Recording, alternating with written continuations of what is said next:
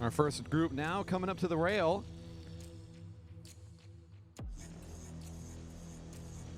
Again, welcome here. It's Friday Night Racing, just getting started. We got a fun program for you tonight. Plenty of racing, a lot of different types of races going on too. Our first group to the rail, our women competitors for a 10-lap JB Tempo. We'll let our official team get this started.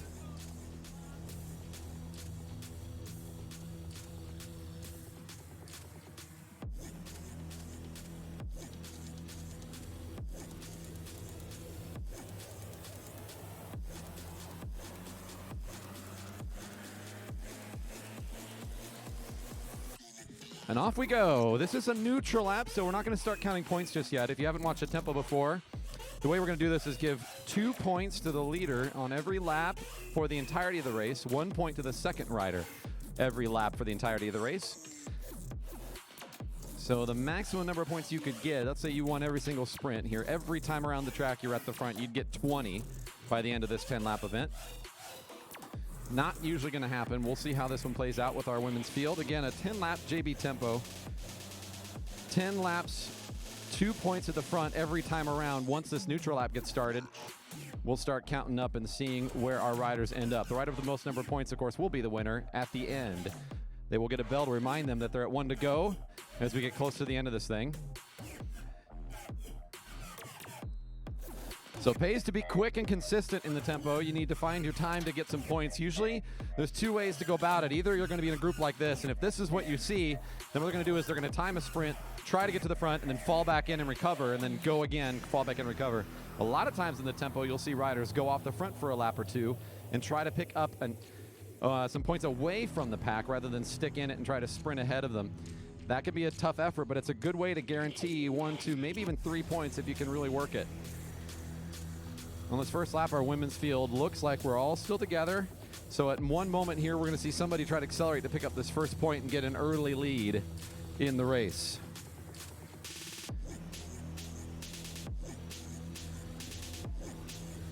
Darlene for 2. Looks like it was going to be Kira Lewis for 1 point. So there's our early leaders. Having a very successful week at Nationals down in Carson last week. Kelly Darlene, the 3rd place in the Omnium. So a really successful week. A 15-year-old competing in this 15, 16-year-old competition. As our early race leader. And look at this. She's in good race shape. She's actually going to try to recover on this attack by, it looks like, Bryn Ward that went for the move. Darlene says, I'm going to try to bring it up here. Kira Lewis says, I want the 2 this time. So Kira will find 2 points, and Darlene will get 1. So a good response from the young rider there. And a good response also from Kira Lewis, the rider there in bib 115 for Center Cycles that comes around the right-hand side. Bryn Ward, the rider with the pink shoes, we can see from over here for Single Malt Velo, made that attack last lap. Didn't work so good. She's going to try it again. This time a little bit closer to the finish line. See if she can hold on. The same 3 players here at the front after these first couple sprints. We've had them called out many times. Looks like this time Kira's going to sit in. It'll be 2 points for Ward, 1 for Kelly. I currently have it as Kelly Darlene is our leader with 4 points. In second place with 3 is Kira Lewis. And in third place with 2 is Bryn Ward. Everybody else is looking for their first point. They just saw 7 ago. They're about to see 6. Kira Lewis is the rider with that blue kit with the white helmet. She's currently in second. She's at the front of the race in that sprinter's lane. Right next to her is the race leader. Behind them is the only other rider with points. She's trying to challenge here, so a good sprint to the line. Darlene Lewis. Oh! Awfully close at the line. I'll look for officials to confirm. I think the junior might have barely gotten it on the middle there.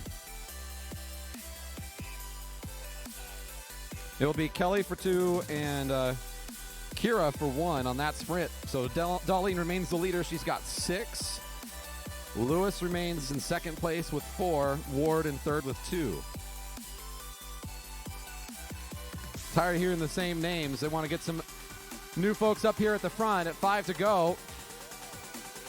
Diane Zeta will pick up 2. Becca Kawaoka picking up 1 that time. So that's their first points of the race. That already puts Zeta in a tie for third unofficially. I make that mark because my numbers aren't necessarily official, although I try to keep in touch with our officials team, and they'll let me know if I'm too far off here. Looks like we're good so far. The rider off the front is Diane Zeta. She has 2 to her name. Let's add a few more here. This is that solo effort that I was talking about earlier. If you get away from the field, you can get a lot of value here. Zeta at 4 to go, gets 2 more. Kawaoka with another point. Getting some help in turn 1. I see the picnic showed up today.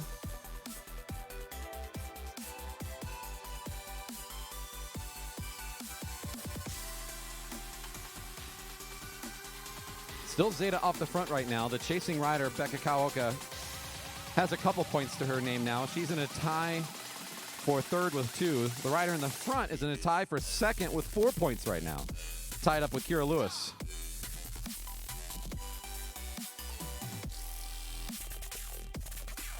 That is a face of some pain there and some work, but it's going well for Zeta right now.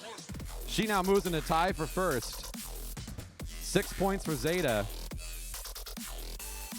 She's now tied with Darlene. In third, on her own with 4 points, is Kira Lewis.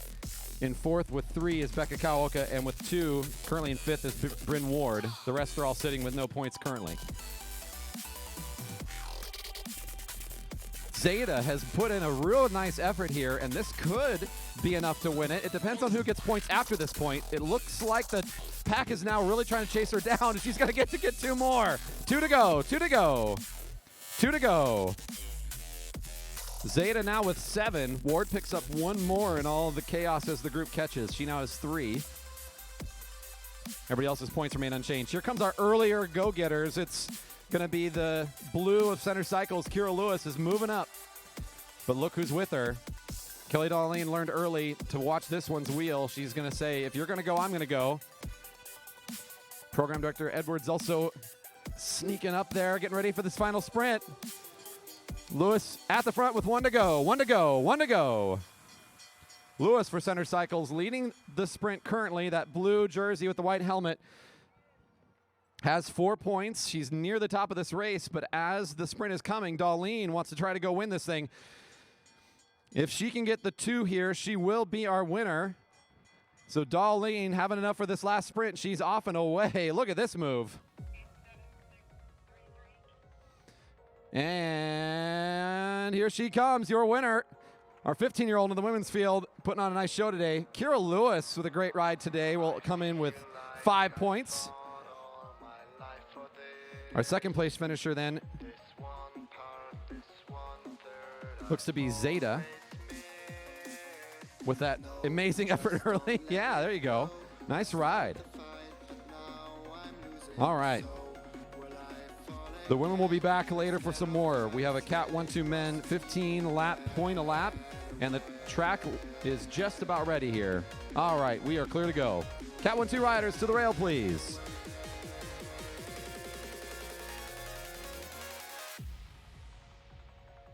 I know Joe Holmes is out there, and I know you're talking about Derby days. He's like leaning in everybody's ear. He's like, you sign up? You coming tomorrow?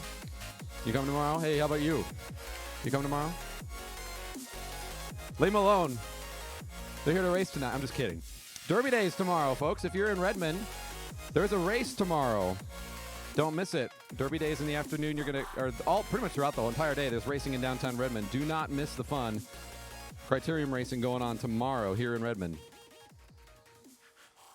Where's Joe at? Can you wave? There he is. Oh yeah.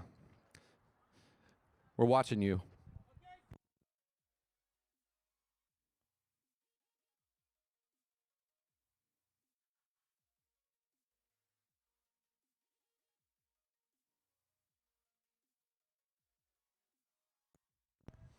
And there's a signal to go off for the neutral. There's a field for you. We're just getting warmed up for you're going to be able to see next week with the GP coming to town. We'll have a couple of fields of this size for our evening sessions, guaranteed. Our pre-registration already starting to fill up. This is a 15-lap point a lap. The first rider across the line for each lap earns 1 point. So remember the tempo, it was 2 and 1. Now that's just 1 point for the first rider. To make it a little bit more interesting, the final sprint goes 3, 2, and 1. So on the last lap, the first rider gets 3, second rider gets 2, and the third rider gets 1 point. That does mean that the final lap means a bit more than it does in the tempo. So winning that last sprint can actually mean a whole lot in a race where you only can pick up 1 point per lap. That whistle means the race is underway. Next time they come across the line, one lucky rider. No, it's not lucky. It's grit. It's hard work. One rider will find a point. 15 to go.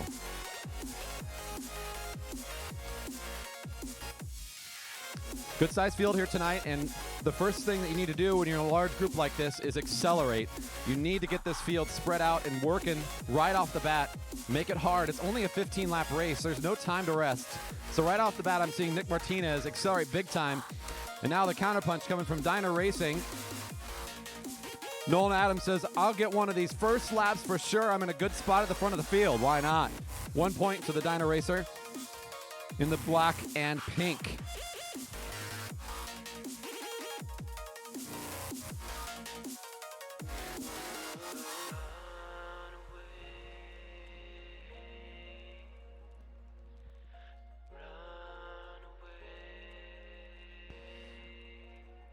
At 13 to go, getting away from the group a little bit. He's looking over his shoulder going, hey, anybody can come join me? It's San Harbison. Team Upland Bruin coming up here from our friends down in the Portland area. Here for Derby Days, I think, tomorrow. So why not come get, have some fun at Friday Night Racing before you go to Derby Days. So Harbison now tied up with Adams, 1 apiece. There's our early leaders. Found Cycling Guild is that dark green jersey. Making the move, bib 26 is Brandon Russell. Picks up the point and finds himself in a 3-way tie now between Russell, Adams, and Harbison.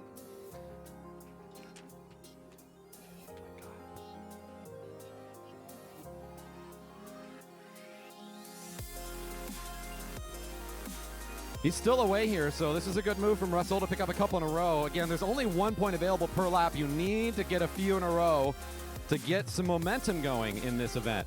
So it's lean in the direction of Found Cycling. He's put it in a big move here. A lot of chips on the table, a lot of effort being spent here pretty early on in the race. Trying to find himself a bit uncatchable if he can. Looks like he's on pace to pick up another one. This will be nice for Russell, putting him in at 3 points. Next two behind him, Adams and Harbison both with 1. You can see the speed already having an impact on this field behind him. At 10 to go, we've got a chasing group here, and then the rest of the pack kind of spread out. Starting to be a bit of a gap there. They're closing in on it, though. They're trying to keep this race all together, and as they do so, Russell will swing up to the right and will go back in to the midst of this field. Our current race leader, you'll keep your eye open on him. He is the rider in dark green right in the middle, bib 26. With 3 points. Seeing 9 to go, it's now Liquid Velo taking the front position. Time to get some new riders getting points as John Bowie is now on the move and accelerating.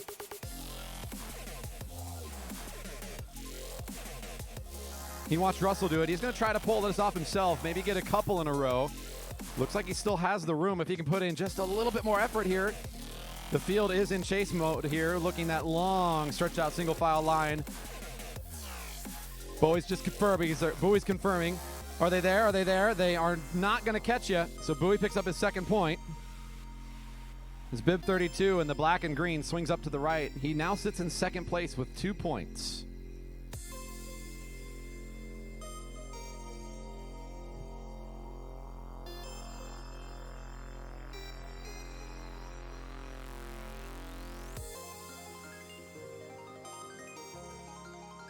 At 7 to go, time to get a change at the front. Center Cycles, bib number 1 is Kenny Williams. No stranger to being at the front here in our fields. He wears bib number 1 for his ending position in the season last year. Top dog here on the track, the current leader's jersey. A couple bikes behind him right now is Andrew Carlberg wearing bib number 2, so they've been vying back and forth. Last year, it was Kenny Williams besting him in the long run. At 6 to go, Williams knows it's about time to pull up. He's got 2 now. Our leader is still Brandon Russell with 3. In 2nd place is a tie between Bowie and Williams, 2 apiece. In 5th place, I have Harbison and Adams with 1 point apiece.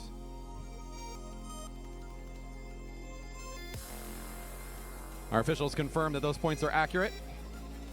Do remember the final sprint is worth 3 to be at the front, so only one rider has managed to even get 3 points so far. Brennan Hodgins, number 36 there in that kind of wine-colored kit for corner 4, does pick up a point.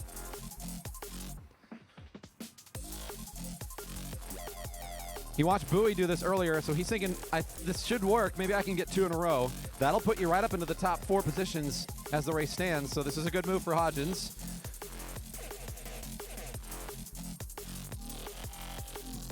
Brennan on pace for 2 in total now, so he joins the likes of Bowie and Williams with 2 apiece, all tied up at second place.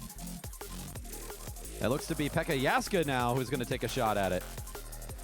And Pekka's been sitting in the field waiting for his chance to launch his own solo move.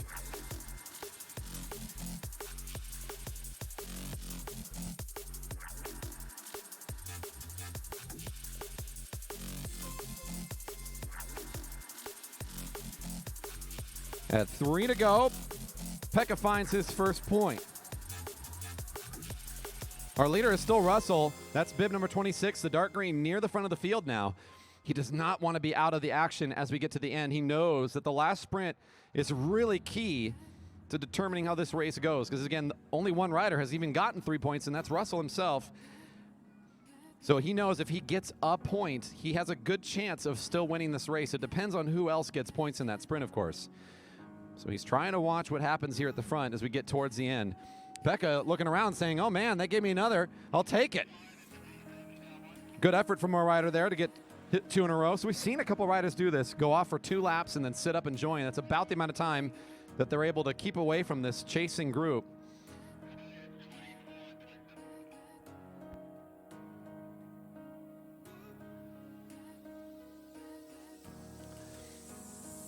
The blue of Darlene at Center Cycles. Mike Darlene on the move now. He wants to get his first point of the race, and it's 1 to go. Oh, can he find the 1? Whoa, it'll be around the right-hand side. Mike Robson, I believe, will get it. 1 to go, 1 to go. It's 3-2-1 next time, so the riders got to get themselves lined up here. The first rider across the line will get 3. Crazy as it is, if Mike Robson wins at the rider at the front right now, he could be our winner just by getting the 3, but it looks like Kenny Williams is trying to make sure that won't happen. Williams coming down the middle, around the right-hand side. It looks like Christian Miller wants to find the 3. Miller, whoa! Carlberg flying in for 2. Whoa. He was 5-6 bikes back by the time he made it up that far, the leader's jersey. He needed to get some points, and he got it. Miller, I think, will find the 3, while Williams will find just 1 there. Crazy thing is, that puts Williams at 3 points, and he is ahead of Russell in the last sprint. Therefore, breaking the tie, I think it'll be Williams as our winner, unofficially, in the point lap. Track is open. Our next group coming up, the Cat 3 men. To the rail, please. We're almost ready for the junior graduation. We'll be getting that set to go here in just a minute. We have a junior camp graduation coming up after this race, followed by the Marymore Crawl, an open Marymore Crawl to follow the graduation. Be looking forward to that. I already see our junior camp on the infield. They're getting warmed up. They're doing their warm-ups on the podium.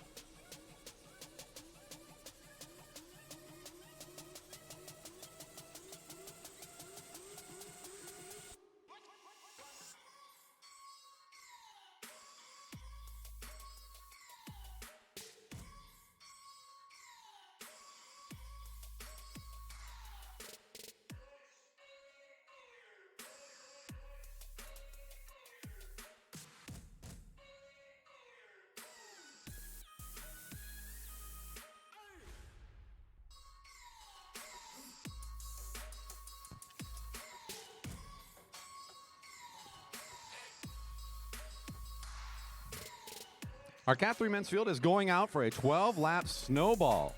That sounds awfully cute for what is a pretty interesting race. The snowball is a point a lap in which the first rider across the line gets a point on the first lap. However, the twist is that with every lap that goes by, that point keeps growing and growing and growing. 1 point more every lap they go around. So if it's a 10-lap race, on the 10th lap, that last lap, the first rider would get 10 points. To make it easier on our riders to calculate what they're going to get, the lap card shows 0 right now. We're going to be counting up to show them how many points the lap is worth rather than showing them how many they have left. So on that first lap, it showed 0. Next time we see them, it'll show 1. This snowball is a 12-lap event, so when it shows 12, they're all finished up. So again, this first lap worth just 1 point. As they go further in, the value increases. Snoblin will grab the first.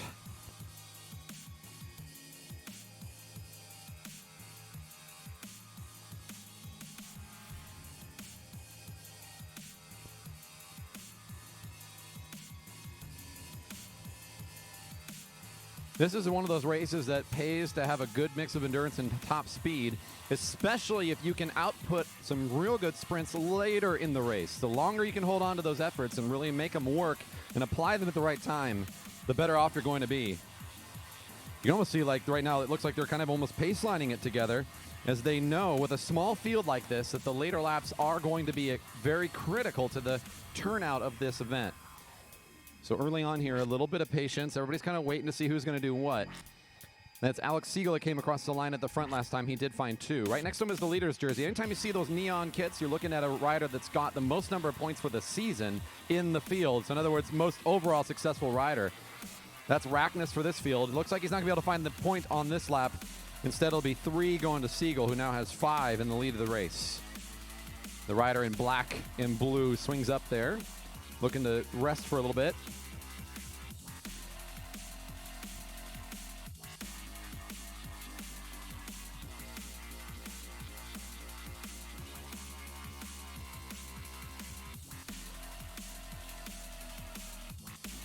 Here comes that leader's jersey. It's going to be Ben Rackness picking up 4, moving him into second place. Another junior in our midst wearing that leader's jersey, doing a nice job here this season.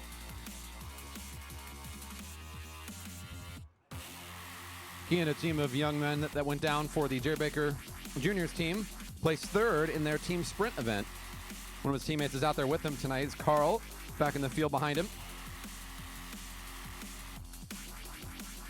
And his other teammate is right in front of them. There they go. There's our 2 teammates right there. Is Henry and Carl there in the black and blue of the Jerry Baker Velodrome team. 5 points for Rackness on the lap brings him up to 9 is what my count shows. So Leo's jersey looks like he's done just enough for now. Maybe not. The field feeling a little tired, having to try to catch him. So he'll go again.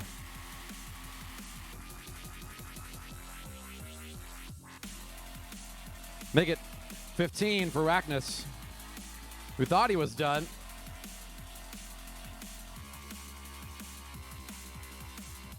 The next lap is worth a lot. It just keeps going up. So now the first rider across the line is going to be getting 7 on this incoming lap, meaning we have about 5 to go as they're coming into turn 3 now.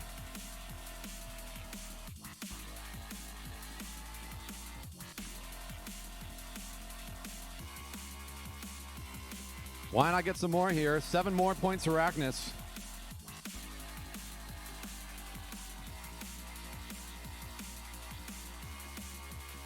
I got him down for 22 in the lead. Much bigger number that we're reading for the point of lap of the tempo, but remember how quickly this race will change as these last couple sprints really pick up in terms of their value. Oh, he's been building up to this moment. Look at this. Another one of the juniors on the move now. I know him as the Laser, and he's taking another shot at it. Henry Kaiser off the front. 8 points to our youngster. Moves him right up into second place just like that. I have 5 points to Siegel in 3rd and 1 point to Snoblin in 4th. Our race leader with 22 is Rackness The leader's jersey now sitting back a little bit behind Kaiser's attack. This is what happens when our riders go to junior nats and then come back home. They got a lot of work last week, and they're continuing to show improvement and growth this whole season. 9 more for Kaiser.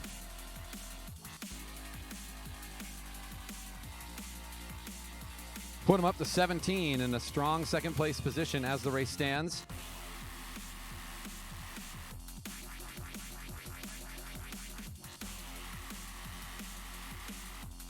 The first rider will be getting 10 on this lap, so now it's really time for the riders to position themselves, as Siegel, who picked up some points earlier in the race, is now trying to be in the right place at the right time. So is Rackness. Rackness will get it. He's got 32 now. The leader's jersey just trying to clean up here at the end, but he's got some challengers right with him, including the rider who's been playing patiently all along. He knows where the value is. Here comes Pierce Snoblin and Alex Siegel side by side. Bell's ringing at 1 to go. Who's going to find 11? Whoa, down in the sprinter's lane for Siegel. 11 points. 1 to go. It's 1 to go. Our race leader is in that group of 3 at the front of the field. They're on the back straight right now. 1 rider's in the chase, and then we have the rest of the field coming through turns 1 and 2 right about now. And here goes Rackness trying to put the last nail in the coffin and call this one done. Here he is, our victor for the race tonight. Continuing to try to keep that leader's jersey for another week. Our riders will exit on the back straight as our racing action is all wrapped up.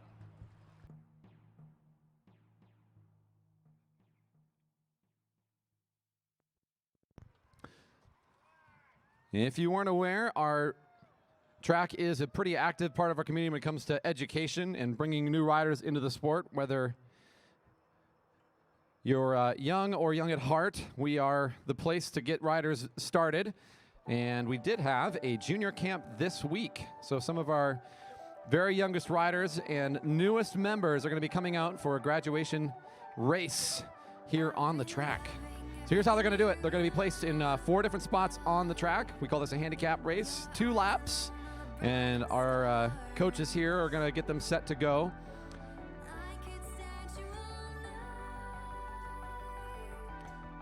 From left to right, we have Merrick setting up over towards turn 4. Michael, kind of in the middle of the home straight. Francois is the next rider closest to the finishing line. And over here at the finish line, getting clipped in, is Kira. I hear the family showed up to support. They're here making some noise. Now, what's kind of fun about these shorter races, it's 2 laps of celebrating new members joining our family. You have to understand, here at the track, we meet way regularly. Every week we come together. We have multiple events in a week. We see each other an awful lot. So these riders are joining a community. So what's kind of fun about this, on these 2 laps as they go by, we're going to be the loudest we've been all night tonight. Be sure to give them a lot of support and a lot of love and excitement, as it's going to be an awfully fun night for them tonight. All right, we look like we are set to go.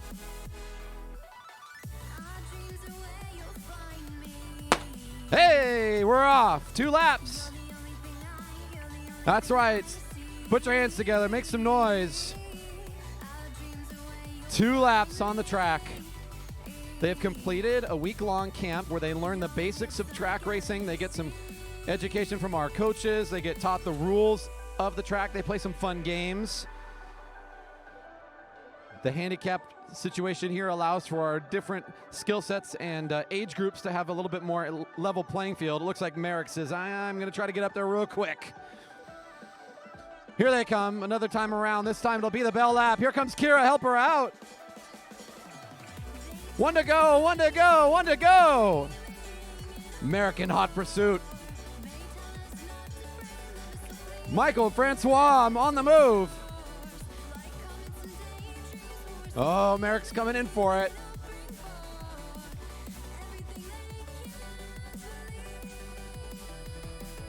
You can see them on our fixed gear bikes that we have here at the track, thanks to all the generous donations that we receive here at the track.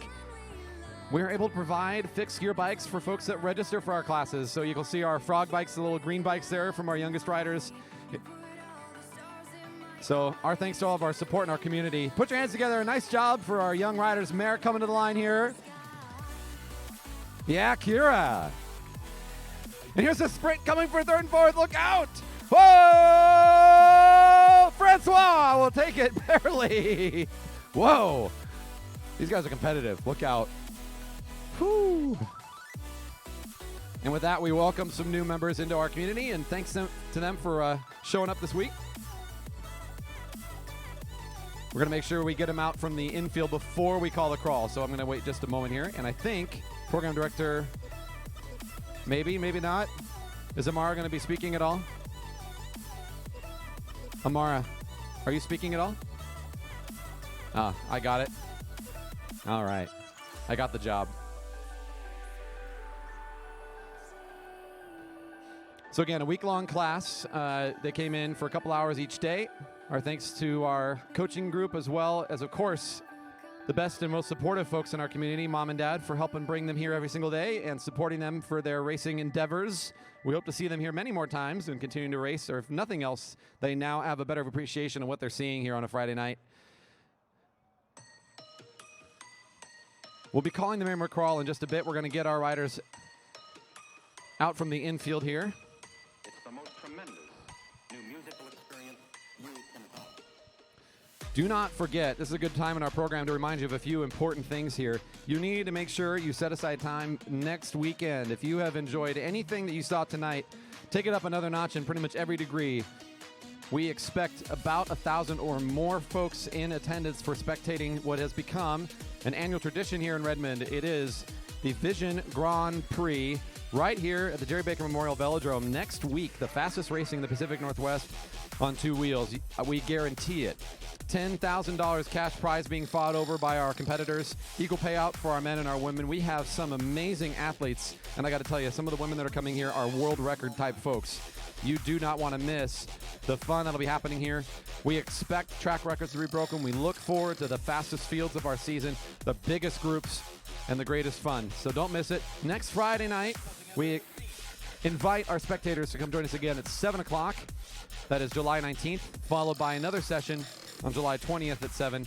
Both nights, Beverage Garden, Cliff Bar Kitty Kilos, so invite family with young riders to come out, bring their bikes.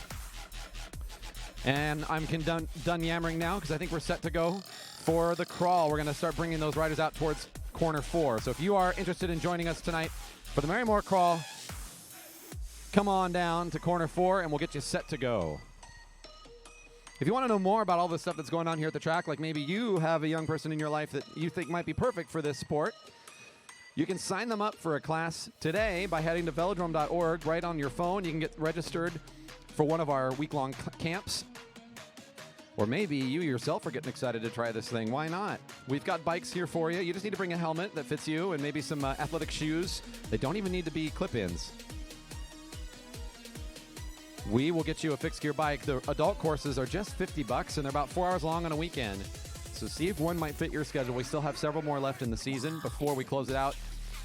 And plenty more weeks of racing to at least get your feet wet with racing here at the Velodrome.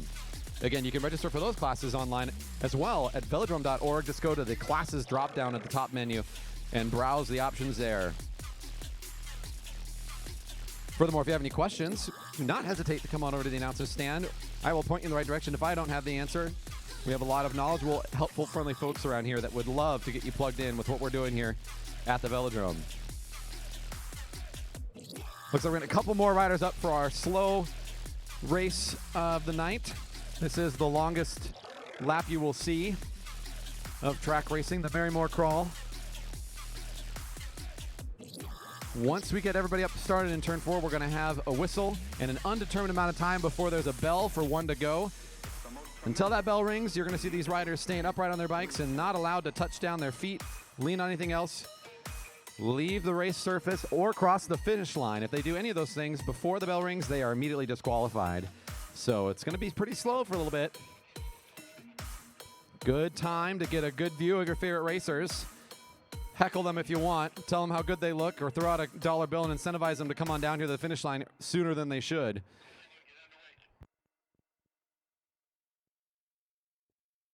And the whistle says we are starting. The secret timer has begun. Only our bell ringer and I believe one other person is even privy of that kind of knowledge. You can't bribe it out of me. I don't know how long the race is going to be before the bell rings. The Bucks are hanging over the bar. Chris Baker is just kind of cruising here. Oh, man. That was a nice little cruise there, Chris. Looked real smooth. So now for some track standing. And again, we mentioned this earlier, the fixed gear bikes that we have here. If you haven't been to a velodrome before, look much at the gear that the riders are on. It's not like your normal afternoon cruise bike you'd use. There's no ability. So Andrew, up here in the front. Yeah, what's up? How was Nationals? It was great. A lot of fun. Hung out with the juniors. They're an interesting group. And how is this track stand going? Yeah, not bad. I got $3 out of it. So, if I go off the track here pretty quick, which just might happen, at least I got some money out of it. Only $2 more to a beer. You can hear the effort in the voice, right? There's a lot of back pressure going on to keep the bike upright. Oh, yeah, that's enough. This might be the fewest juniors I've seen in a crawl on a Friday night for a while. I see Henry and I see Carl there in the colors of the Jerry Baker Juniors team. Still in the mix. Mike Robson getting awfully close to that line. Oh, no. That definitely disqualifies. That was a good try. Yes. Took a risk and it didn't work. That happens. So Henry, how was Nationals? Pretty good. Oh gosh, no. Stop. This he is doesn't want to cruel. brag, but you got a medal, didn't you? Yes, I got third in the team sprint. Nice. We should cheer for that. Third in the team sprint. Wow. You should ask him what his teammates' names were. Oh, there we go. Get out of the way.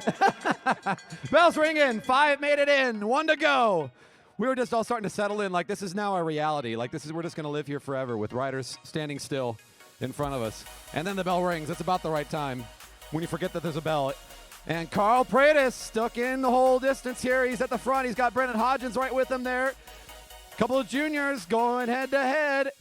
The rider with the white helmet's finding a little bit of an edge here. Coming out of turn 4, Brendan Hodgins going to the front. And our winner of the call tonight, Hodgins. Pratis will still find a second place, and Kaiser will find third. The juniors take a lot of pride in the crawl, and they go 1, 2, 3. And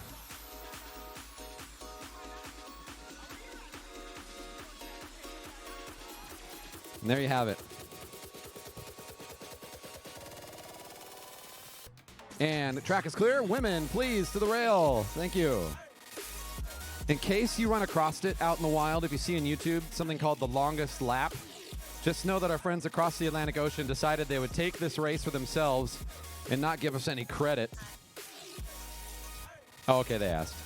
But they did change the name. Know that it came right here. The very first race of that type was invented right here when we were still under the name the Memorial Velodrome a number of years ago, and we've been running that fun novelty race for years ever since.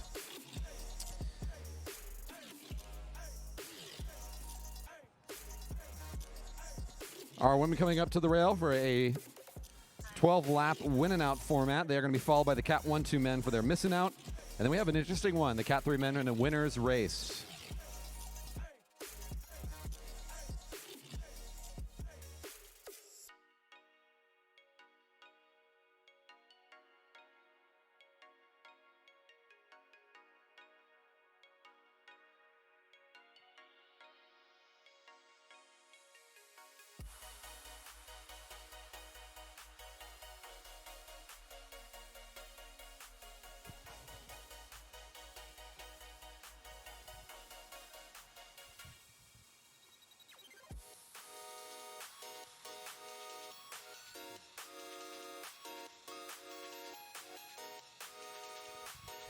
So here's a fun one for you. let's say you're a really fast finisher. You just got enough endurance to go earlier in the race. That's kind of your thing. Let's just get this thing done with. The win and out might be your event. This is a 12-lap race. 4 sprints every 3 laps. The first sprint, the bell rings at 10 to go. You've only raced 2 laps so far. The bell's ringing. The first rider across the lap, next time across the line, is the winner of the race, and they get to exit the track. They are done. Therefore, the name Win and Out. So let's see who in the women's field wants to go for that first one. Of course, the risk is it's such a short race. Everybody's still going to be pretty fresh. It's oftentimes going to be highly contested. So it is kind of a top dog moment to go for that first Win and Out bell. Before that first sprint, we're going to likely see this format from this group a couple of times where we're going to be waiting to get a little bit closer to that bell and timing it, especially in this first one. I imagine that everyone in this group is thinking about this fast top speed they all have available to them as they haven't had to put out any efforts. It's so early in the race. Becca Kawaoka says, I know what I need to do. No need to sprint. Let's just go now. Make it a little hard on everybody. Maybe that'll give me a better chance of success. So a quick move here, put a little bit of pressure on some riders. They respond quickly. Everybody says, all right, let's just settle down here. 11 to go. We got a little bit more time. So the next time around the bell rings, that's letting them know that the field is sprinting for first. Again, the rider who comes across the line first is done at that point. So not only is it good for them right now, it's also good for them later because they have a third race to go to. Get done quick. It gives you an advantage for your third race as well. So an interesting race to have in the middle of your night where you can kind of play your cards and see if you can really take it big, get an advantage for the third race of the evening. There's that bell. It's 10 to go, and guess what? First place next time around.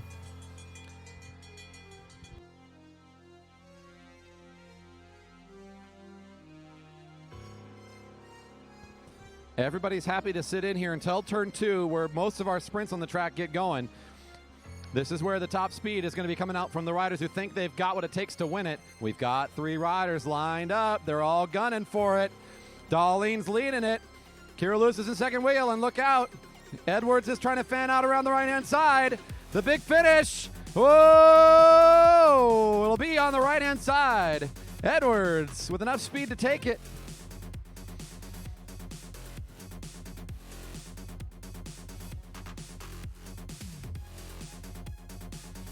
So 2 riders are going to be left dangling off the front now, and no reward for them just yet. If they want to, they could try to continue to stay away, but instead, they sit above the blue line and look for reinforcements.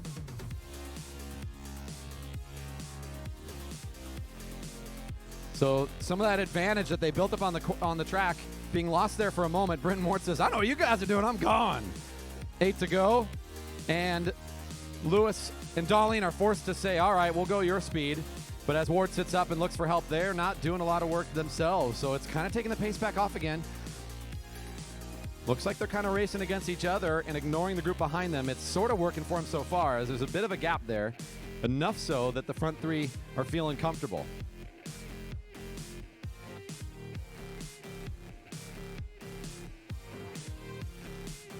In fact, now they'll even sit up ahead of the bell. This sprint going to be for second place, and everybody's back together again. Next time, second place. Ward digging in here. The rider in the pink shoes at the very front. She pulls right a little bit. She doesn't want to be the one leading the whole thing. So instead of going through turn 2 at the front, she'll sit up and let someone else take it. In fact, this time it'll be Darlene that goes back up there. Our 15-year-old finds herself right back at the front one more time. Lewis on her wheel, hawking it pretty well coming into the sprint. She knows who's to follow. Kawaoka also trying to gun it. This will be for second place. It looks like it's going to be Lewis, so close. Unofficially, right down the middle.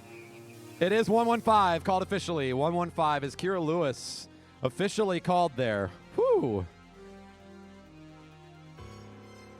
Awfully close. Kelly finds herself now dangling alone this time as she's once again denied at the line.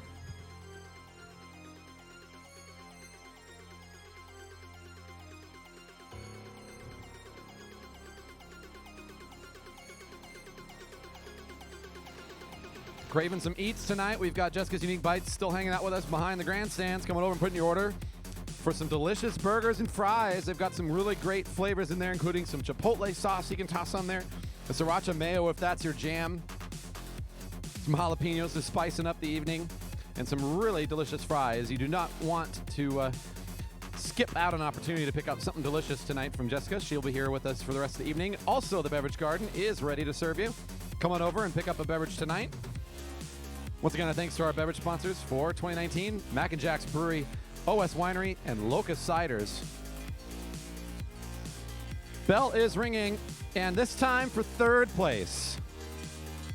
Third place next time. Cat 1, 2 Men, you are on deck for the missing out here in just a few laps.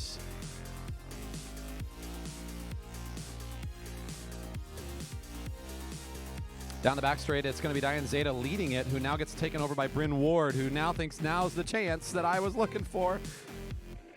Kelly's done maybe too much work. She's going to have to sit back in the field as Bryn now finds her window of opportunity. Single malt velo at the front. And she will find it. Bryn Ward will exit the track with third place. And our remaining 6 riders are competing for 4th place, 5th place, and so on at the last lap.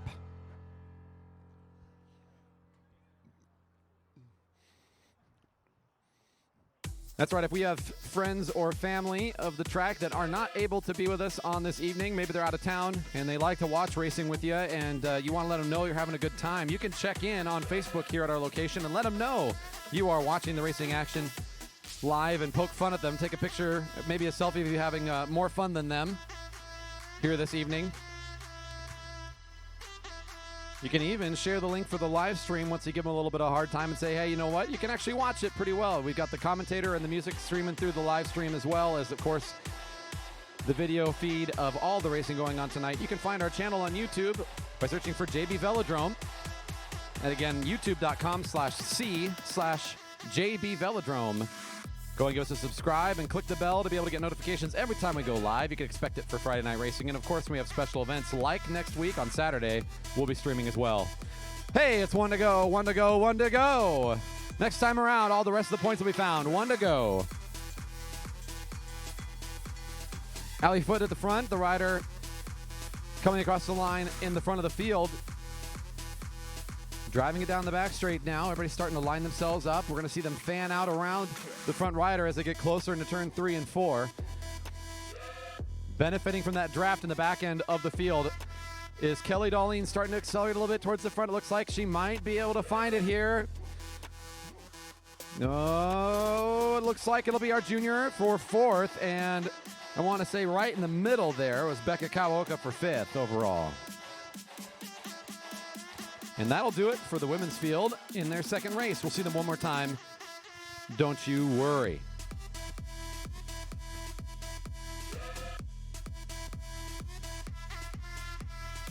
And we look clear and ready to go.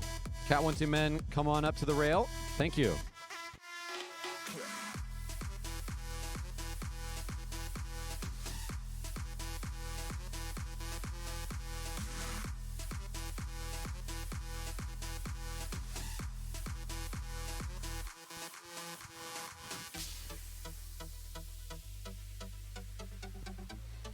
Be ready. This will be the fastest neutral of the evening. Just watch out. They're missing out a quick start right from the line here. This field is about ready to start for what is a interesting race. The last rider across the line will be the one to be removed from the race, and that's not a good thing this time.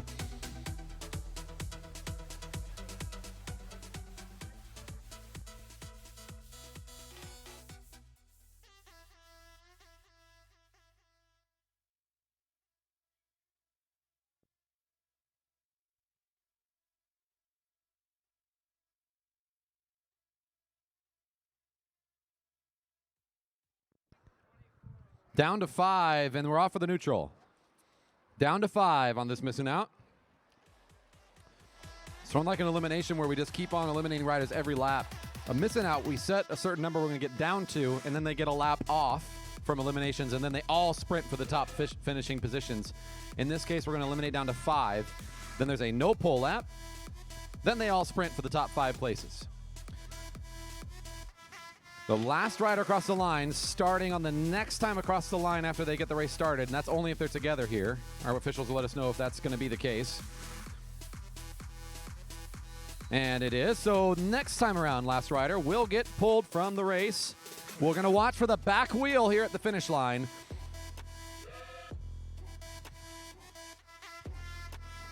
A couple things about this event to kind of watch for.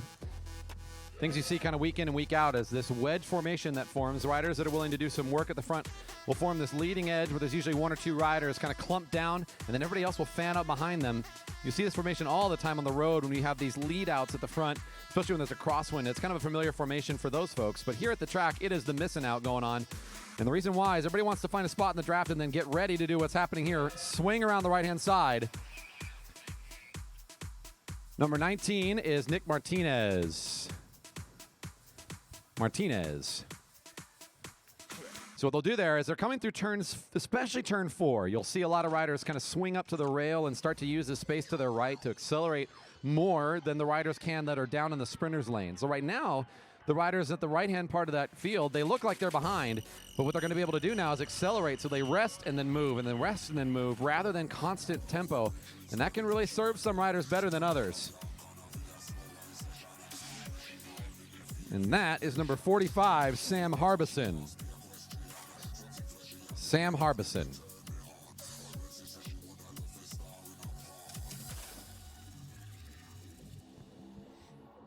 So we're going to continue to work this thing down all the way to 5 before we take a break from eliminating riders. So we're just going to continue to watch as these riders position themselves lap after lap. Again, you'll see this acceleration, especially as we come down the hill out of turn 4 from riders that are close to the rail. They know exactly what they need to do. They just need to accelerate enough to not be last. That will be number 37, Joe Holmes.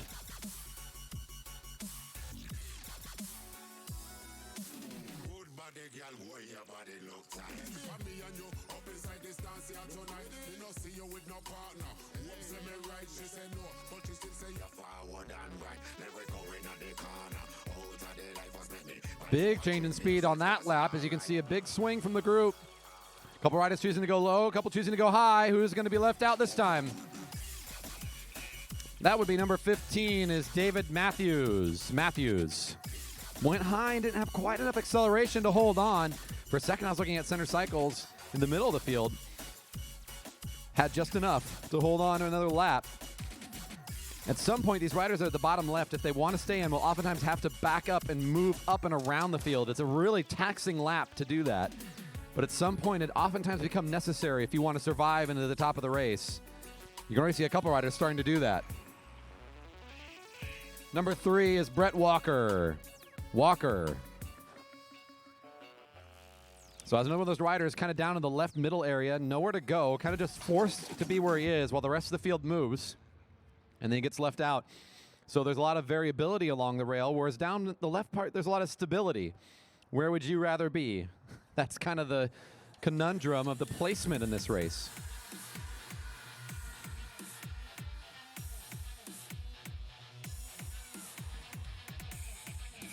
Number 7 is Christian Miller.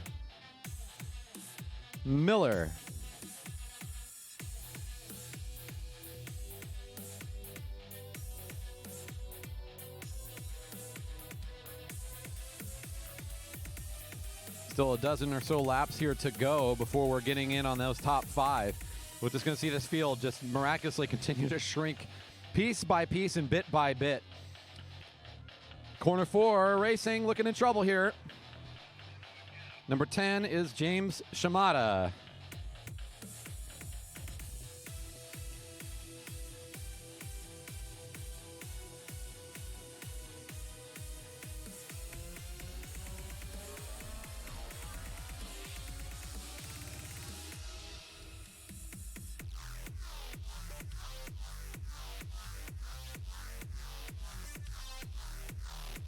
Another place to watch is who's at the lead. It keeps changing up every 4 or 5 laps usually in this race.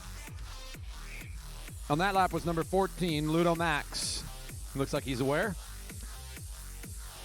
So at some point in the race, the front rider will either tire too much and the rest of the group decides it's time to go a bit faster, someone will move into that position, or that person will start to kind of abandon their post more visibly, and some way or somehow, someone's going to kind of push themselves into that front. You've seen a couple riders there that have been kind of occupying that space for a majority of the race. Darlene here doing a great job of coming around the outside. Will stay in as number 25 is Vern Cole is caught that time. Vern Cole. Darlene, the rider I'm speaking about, bib 4-0 in the blue. Right now you can see he is the last rider in the field, and he's been in that position time and time again in the back straight. And all he's doing is just accelerating through turns 3 and 4, like he's doing right now, and then repositioning himself over the top. Looks like maybe a more aggressive move this time. So that's kind of that positioning for riders that like the go and stop kind of mentality. Time to change it up a little bit, of course, as I start talking about him. Center Cycle's trying to, or excuse me, Single Malt Velo, trying to readjust, and he doesn't have enough space to do it. Mike Rogers, he saw it coming. The door was slamming shut, and he tried to get through in time. So good race sense, just not enough time to execute.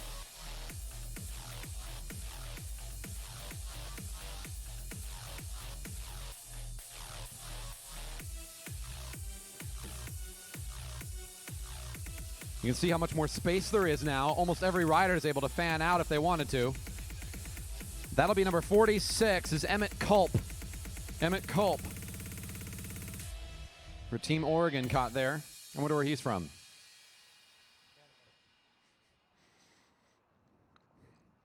That was a poor attempt at a joke.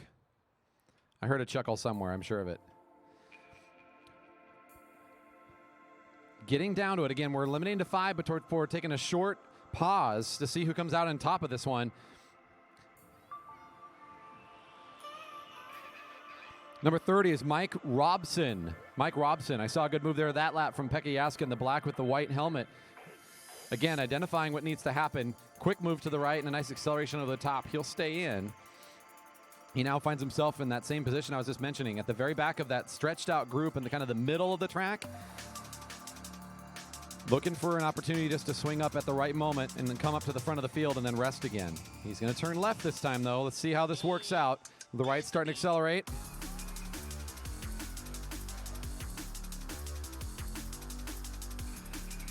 Number 20, 2-0, Pekka Jaska.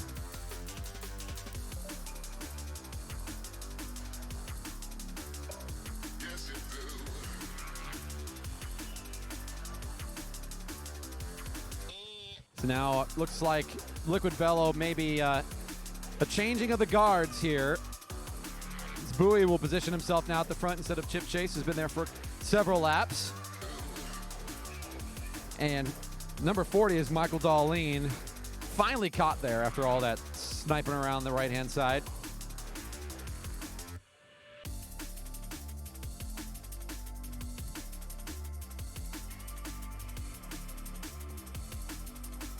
I count 9 riders remain. 9 minus 5. Okay, so carry that. Okay. 4 left to go here to pull out before we've got that little bit of a break.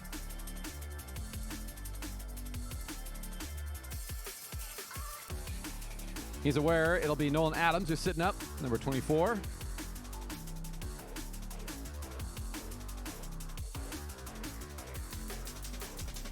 Now you can really see all the riders still left in this field. Again, we had 9, we're down to 8. 3 more to pole before the no-pole lap. One of our women competitors is still in there, Taylor Crane, near the front. Chaze for Liquid Velo is back at the front again.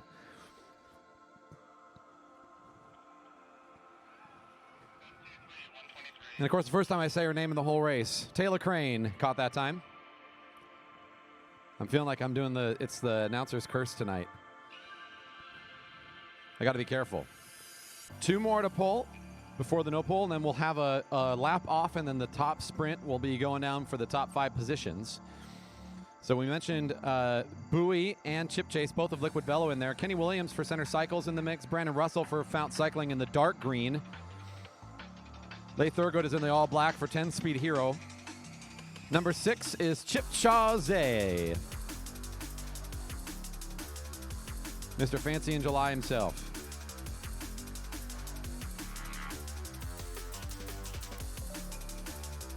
So who else was in the group I haven't mentioned yet? Let's see. In the wine-colored kit for corner 4 is Brendan Hodgins. And then in the leader's jersey, Andrew Karlberg. Bib number 2. One more to pull. Who's not going to make it into the top 5 here? Oh. In the black, it's Lee Thurgood. Lee Thurgood caught in the midst of that one. So now the 5 that are left. Kenny Williams at the front in the all blue for Center Cycles. In the dark green for Fount Cycling Guild is Brandon Russell. We have John Bowie in the black and green for Liquid Velo. In the dark red color is Brendan Hodgins for Corner 4 Racing. And our leader's jersey, underneath that is the Pie Broadmark Management Team in the neon colored leader's jersey. Those are our top 5. We'll see how they come across the line in another lap. It's 1 to go. 1 to go in the missing out. Who's going to make it to the top here? Looks like a big old sprint's going on as everybody's waiting for the move here, like a match sprint with 5 riders. This is what happens in this missing out. It's a tiring event. One more big effort to go. Where to go next? Up. Who's going to go down there first? They're dancing around a little bit. They're waiting. Russell says, finally, I'll go. Brandon Russell at the front. This is a good time. 200 meters left, and he's now at full speed. Drag race is on, coming around the corner. Russell still at the front.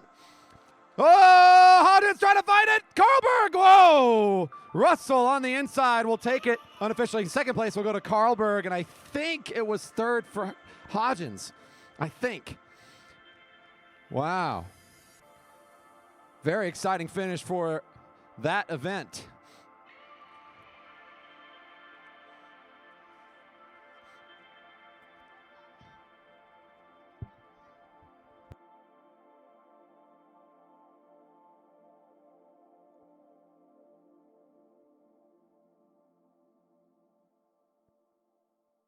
All right, we are good to go. Come on down. Cat 3 men, please.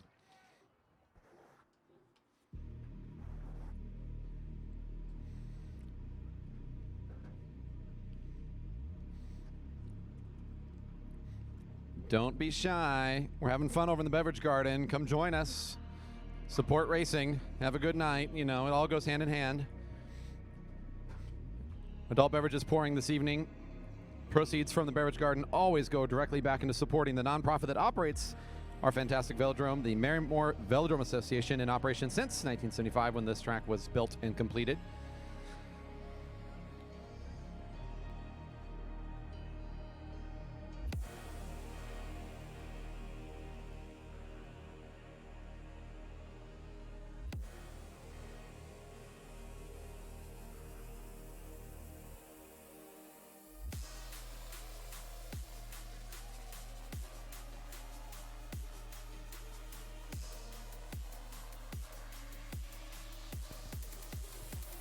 Coming up next, this is the Cat 3 men winners race.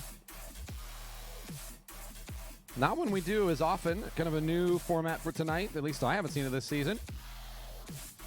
To be able to qualify for the final sprint, you must win one of the intermediary sprints that happens first. So basically, they're going to have 4 opportunities to win a sprint and qualify for the last lap. If they do not qualify, they actually will exit after the second to last lap. The penultimate sprint is finished. They will exit the track, leaving only the qualified riders to compete for the final sprint and get those top positions. We'll see how this winner's race carries out. As a 15-lap event, we're just about ready to start.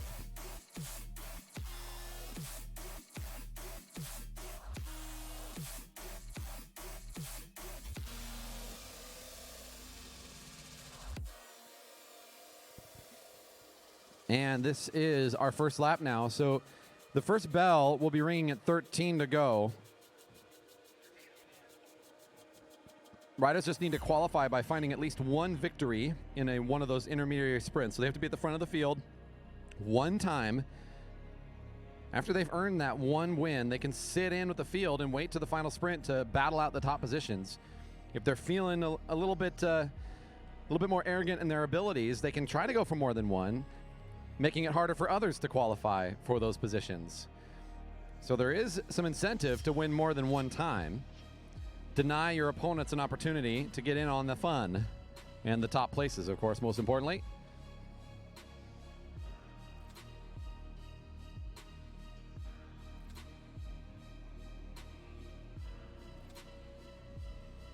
So our field still all together here. They know that the first bell's coming up, and the question in everybody's mind has got to be which one of the riders is feeling like they want to go on the very first sprint. It's a bit of an interesting kind of a gamble. They're all worth the same. You just need to get one. So which one are you going to go for? Which one are you going for? I don't know. Here comes our first qualifying sprint. One rider qualifies next lap.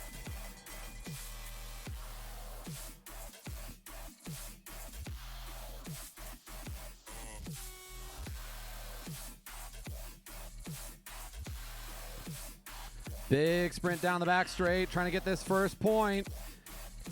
Hyun Lee for Pied Broadmark. Knows how to sprint. He's going to try to challenge the junior, who's also trying to match his speed. Hyun Lee just needs to get this one, and it'll be Hyun getting the first qualifier.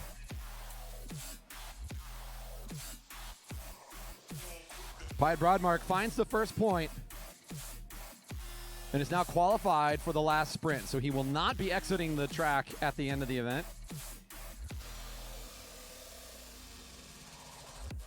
So again, there's basically 5 sprints on the 4th one. If you haven't qualified by that point, you will exit the track, leaving only the qualified riders to finish. So far, we got 1 rider in, and that's Hyun Lee. 11 to go.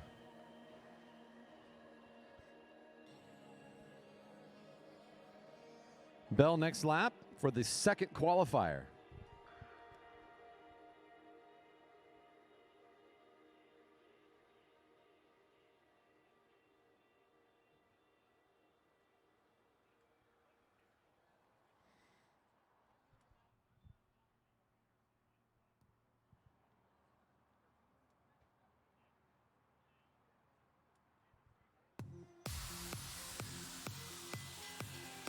And that bell is ringing at 10 to go for another qualifier. So Hyun Lee, the only rider who's not terribly interested in the effort here, just needs to stick with the field so that he's not left behind when it's time to sprint for the top positions at the end of the race.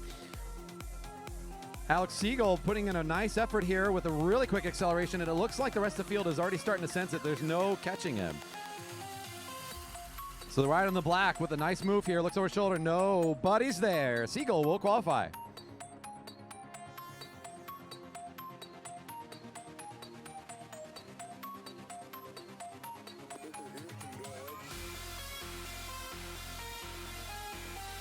He'll sit up and let himself get back into the fold. There's no reason to put in more effort now, unless I mentioned before, you want to try to eliminate riders from being eligible.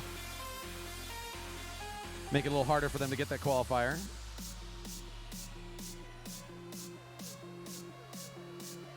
Steve Maynard for Liquid Velo now, trying to push the pedals down a little bit and get out in front. 8 to go. Bell next time.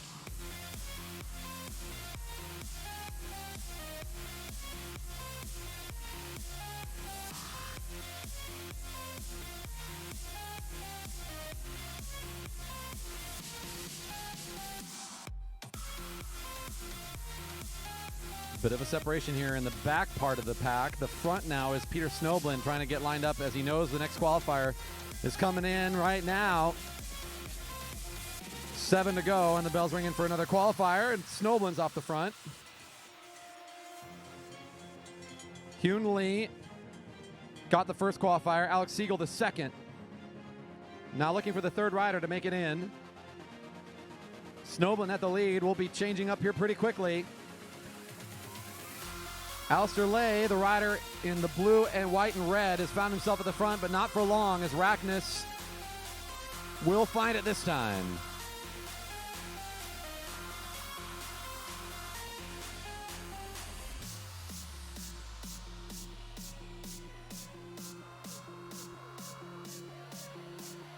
If you're kind of new to watching racing in general, any kind of bike racing, these category numbers are just in reference to riders earning their points for their licenses, basically by competing week in and week out.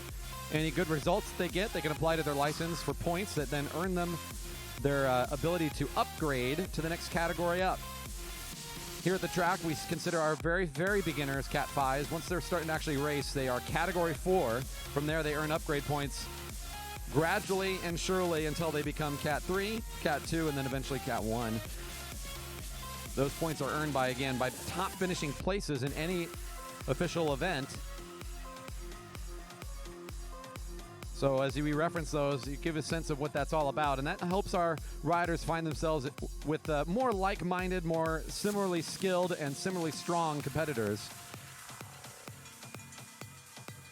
Bell's ringing. One more qualify. Kaiser has come up to meet Snoblin. The field is a ways back. Couple of qualifiers in that field, letting things get away from him a little bit.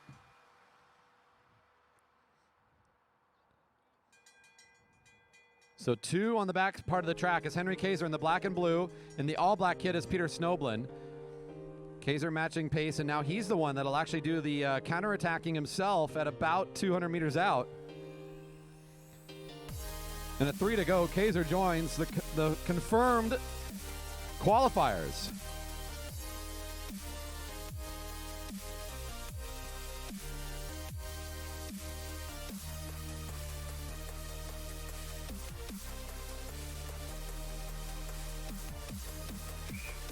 So everybody that is not Hyun Lee, Ben Rackness, Alex Siegel, or Henry Kaiser, is done with the race. Again, Kaiser, Siegel, Rackness, and Lee are the only riders that are left on the track. Everybody else is going to be making their way off.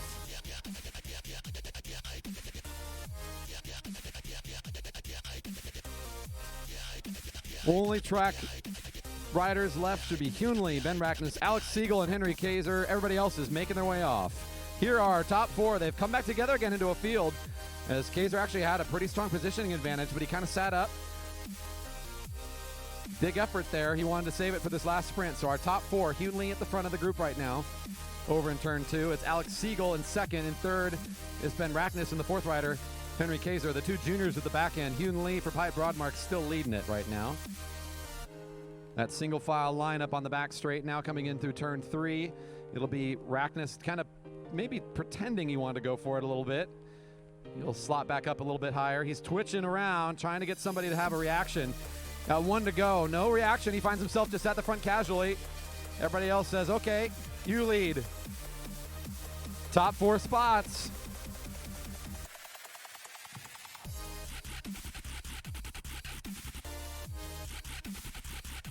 He's waiting for something as he's looking one way. He misses Henry. Kaiser with a nice move down to the left-hand side. Kind of surprises Ben. And here comes Alex Siegel, the all-black. Save it up for this last sprint. He's been resting for a couple laps. A well-timed counter move. And a nice finish for Siegel, who will be our victor in the winner's race. Good finish there.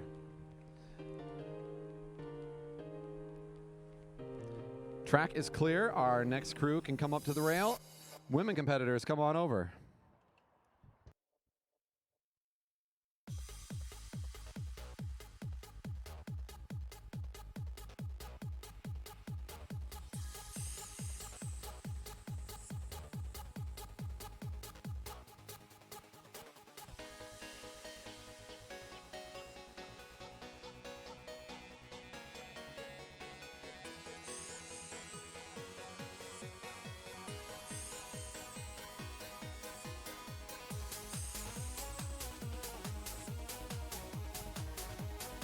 There will be 2 preems.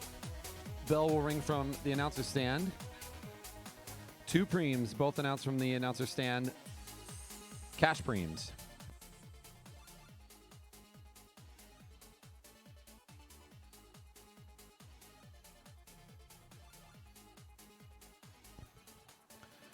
So, as listed in the program, this is a scratch race with preems. So, scratch racing is pretty straightforward. We're just going to give them a certain number of laps this time, but it's going to be 20 to go. At the end of it, there's a bell at 1 to go. First rider across the line wins the whole thing. We are also going to throw in some fun in the middle. We've got some cash preems. A preem is just a fancy racing word for a lap prize. So lap prizes will go out a couple times this race. The first rider across the line on those laps will be earning some extra money tonight. So if you hear me ringing the bell, that's indicating that it is a preem lap. If the lap cards are ringing, it probably means it's 1 to go, unless there's been some kind of egregious error. But Itai wouldn't let that happen.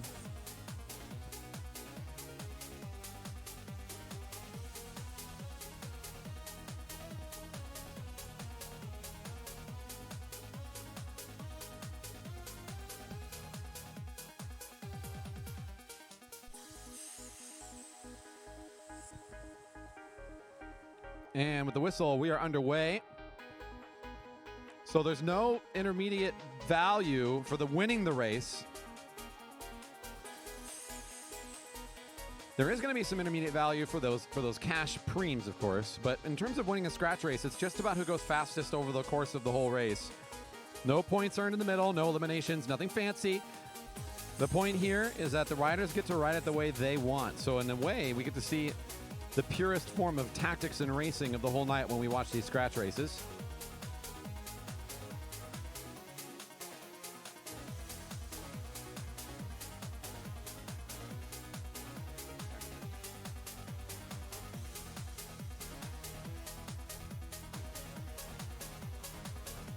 $19 to go.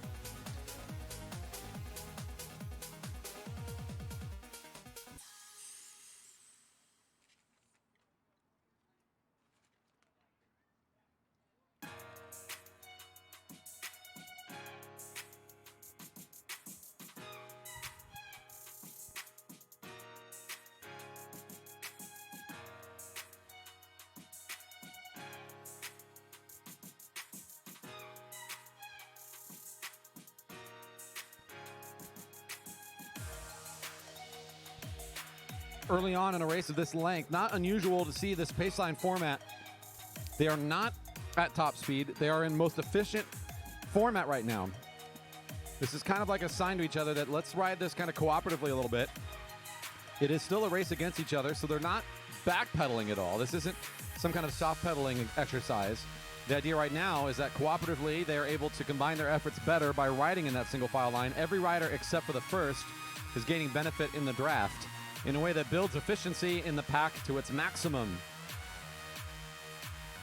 So riders are doing that here in the early part of the race.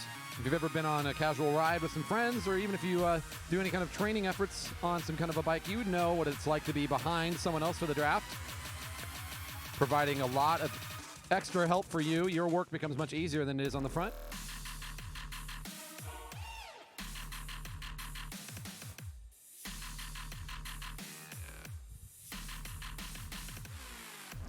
Each of our fields will be racing a scratch race tonight, so we have 3 more races ahead before our evening comes to a close. So our next group up will be Cat 1-2 men for their scratch race with preems, and after that will be the Cat 3 men for their last race of the night, the scratch race with preems for them as well. Beverage garden is still open. I don't see any line over there. You can come join us as the sun is getting a little bit lower in the sky, and a much appreciated summer sun, I must say, for today, as we were excited to see so many folks showing up here at the park today, helping to make Friday night racing more complete. We can't do it without good spectator turnout, so we appreciate your support tonight, and so do our racers. They notice you out there on the rail.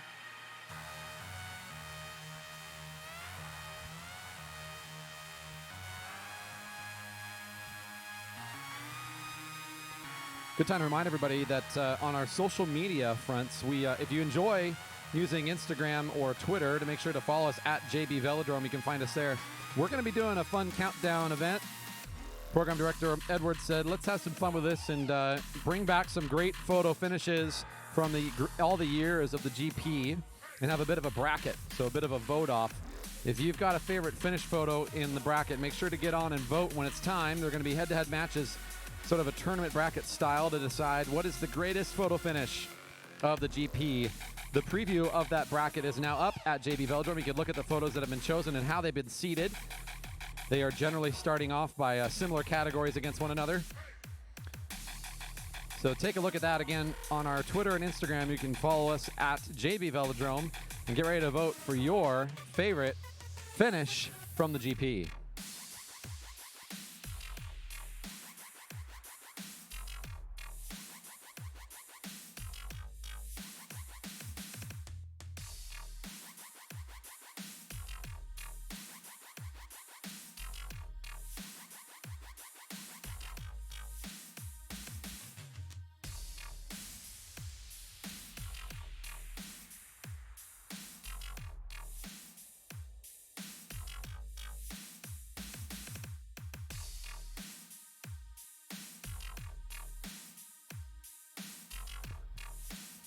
$10 to lead the lap. $10 to lead the lap. $10 to lead the lap. Sorry, I didn't realize that was going to make someone so mad.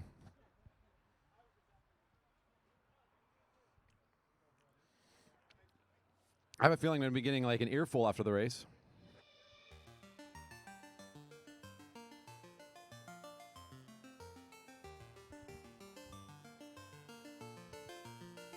Diane Zeta at the front trying to pick up this first cash preem for the lap effort. Looks like she'll find it.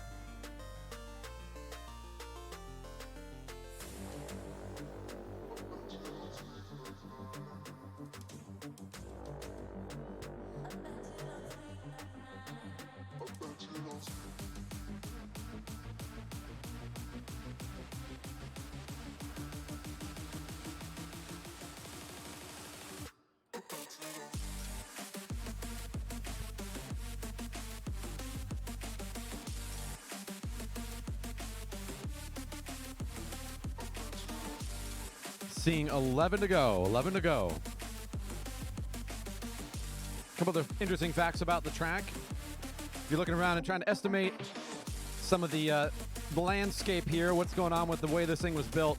This is a 400-meter track, so just like the track you'd have at your high school where you ran your favorite mile. So you can get a sense of the length here. 4 laps is roughly a mile. Obviously, it's not exact. 1,600 meters.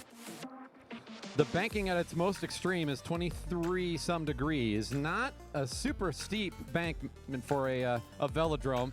Kind of considered more of a gentle giant type of approach rather than some kind of an intense, really tight turn feeling velodrome. In fact, our nearest neighbors, both north and south of us, ride on smaller and more banked velodromes than ours.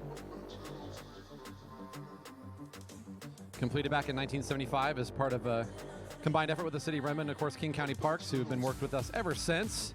Good partners in creating that initial investment to create this space and have been great partners with us throughout the year. In fact, in this year, they put out a very significant financial investment to repair some of the track and continue to fill ongoing cracks and damages in the concrete. Our thanks to King County Parks for their incredibly generous offer this year and, of course, their continuing partnership in helping us make racing possible every week.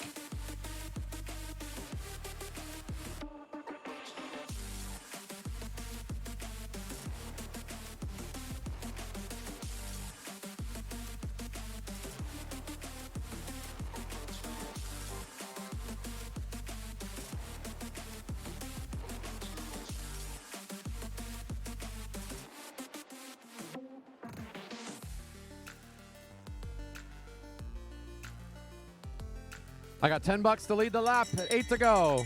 $10 to lead the lap at 8 to go. $10 to lead the lap at 8 to go. In case I'm ever blamed of favoritism.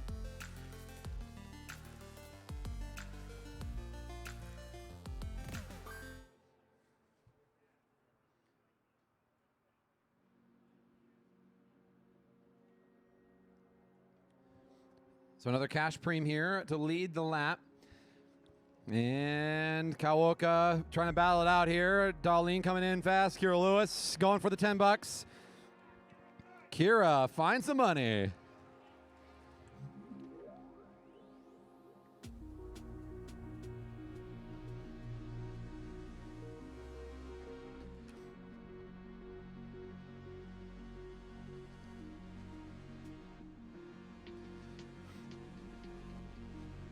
Mentioning some of the support and sponsorship that we get in our community, I cannot forget to mention some of our great partners that are out there in our community that support us financially year in and year out. Our thanks to Vision Tech USA for once again being one of our major sponsors this year and for the Grand Prix. Greg Cycles, 3 convenient locations and our great partners for years.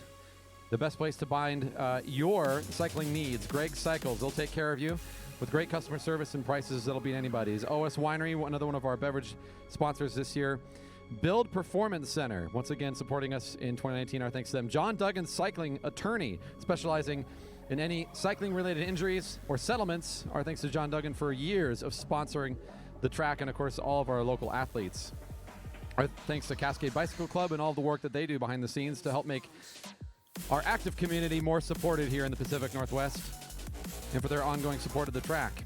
JL Velo for helping us with a lot of our kits. You can check out JL Velo's great athletic wear online at their website. JL Velo, thank you for your support. Pyatt Broadmark Management LLC, year in and year out, providing massive support for this program here at our track. And of course, their logo proudly in turn 1.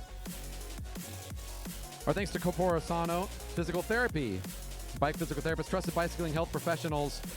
Our thanks to CorporosanoPT.com for their support. DBC Photo, Dennis is here taking photos tonight. You can see him with the big fancy camera.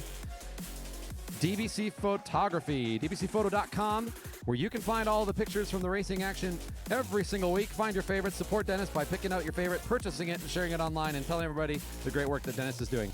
Noon Hydration, the best way to get hydrated after your race. Check out their products online. Noon, that's N-U-U-N, Hydration.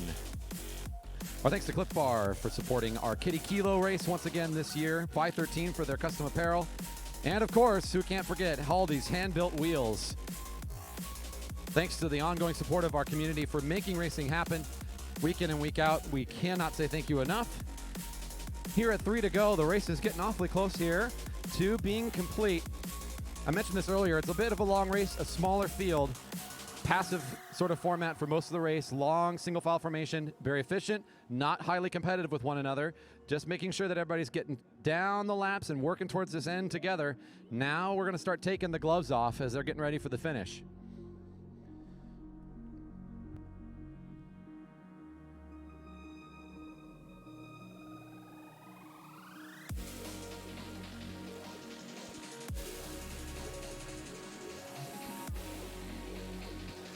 And at 2 to go, things are going to start getting interesting here as Emily Alexander is waiting for her chance to go, and now is one of those moments. Liquid Velo, black and green, is on the move. The yellow bike underneath her is out in front by a couple bike lengths. She's got everybody chasing in real close, so nobody's letting her go too quickly. So not a lot of space there for her to work with. She's going to have to keep on the pedals for about another 400, 500 meters as she's working her way down. Now some of the riders in the field say, nuh-uh, no way. Come on back. Emily Alexander off the front, but here comes Kira Lewis. The bell's ringing, it's 1 to go. Make some noise for the women competitors tonight in their last lap. 1 to go, 1 to go. Saving up for this final sprint. And oh man, she had it all built up for this moment. Kelly Darlene says, is anybody around? She looks at the right shoulder, nope. Can anybody respond is the question. Look out, here comes Coach. Amara Edwards also trying to accelerate. Oh, she's coming in real fast. Can she find it? Kelly Darlene thought she had it, and here comes Edwards over the right-hand side. Edwards, Darlene, and Lewis go 1, 2, 3.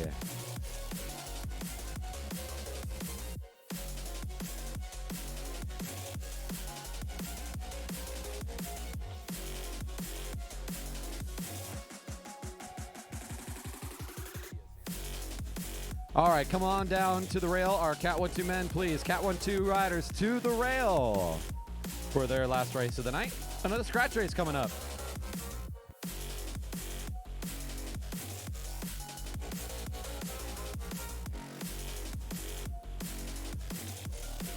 This one, a 30-lap one, and 2 more preems coming out. So 2 cash preems announced from the announcer stand, as we saw in the last race. Again, 2 preems will be announced from the announcer stand with the ringing of the bell in this scratch race with preems. I know exactly what the preems are. They are $10 each.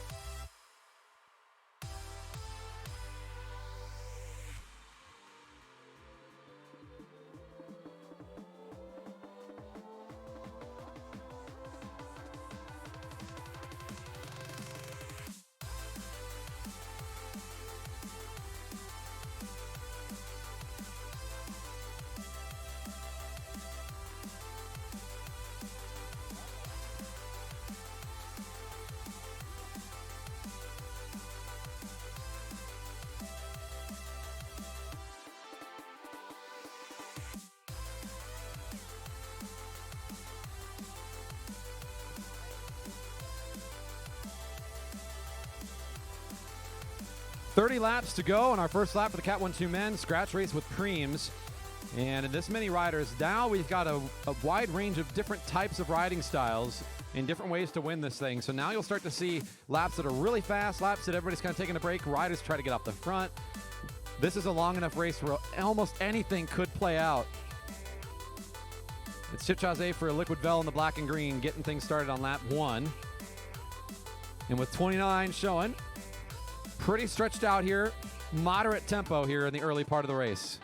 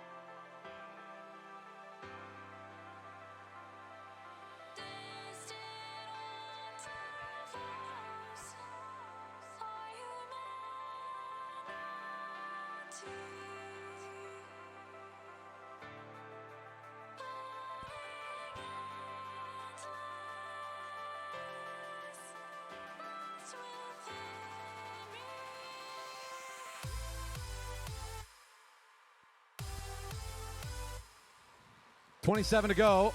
Couple Preems still yet to be seen. Everybody's still all together, and again, a pretty moderate pace here from the group. They are mostly single file, as the group is keeping it consistent.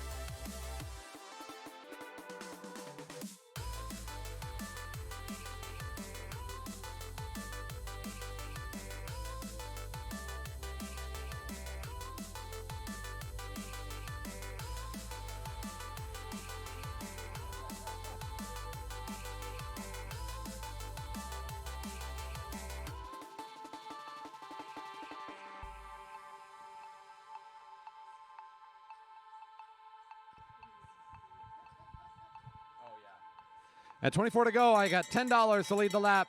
$10 to lead the lap. $10 to lead the lap. Every time we've rung that bell tonight, somebody at the front is shaking their head at me. It's like the roulette is like for the who's going to be at the front when you're ringing the bell. Why is that? Well, if you're at the front, it means everybody behind you is getting your draft, and it's a real hard place to sprint from. It's much easier to launch a sprint from somewhere in the middle of the field, a couple wheels back at least. Yeah, coming in from out of town. Let's take some cash home. Come on, Seattle. You need to know what your motivation is. Sam Harbison will take home $10 tonight.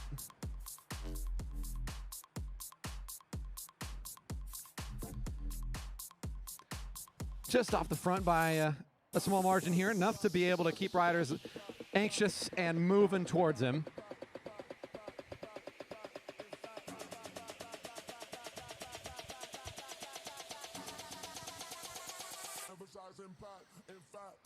.22 to go. Corner 4 Racing has found themselves with a lot of riders at the front. And it's 1 and then 2, both peel out of the way. It's pretty common at our track. It's just long enough that riders tend to want to take one straightaway, and then into the turn they pull up and out of the way.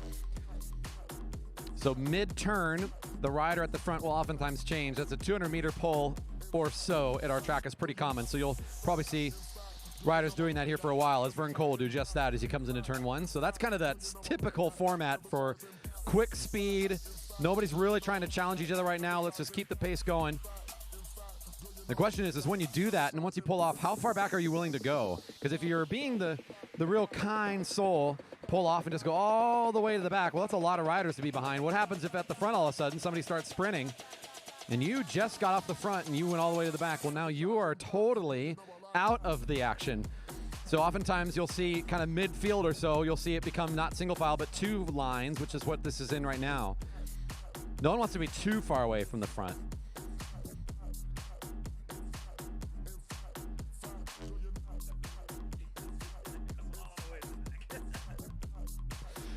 Nobody in the mood just yet to push it off the front. 30-lap race. It's long enough the endurance is going to become a big factor. Here we are at 19 to go.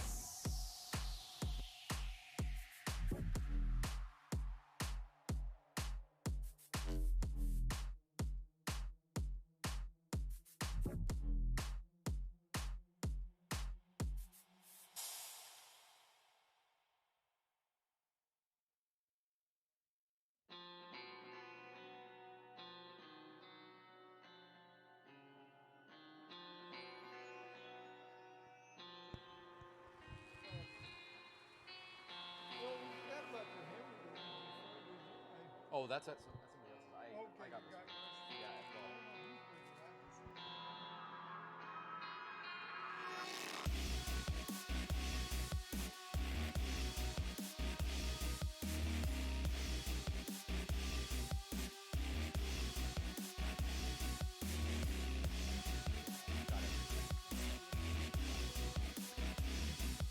Yes, thank you. I missed that moment there. Our podium for the women.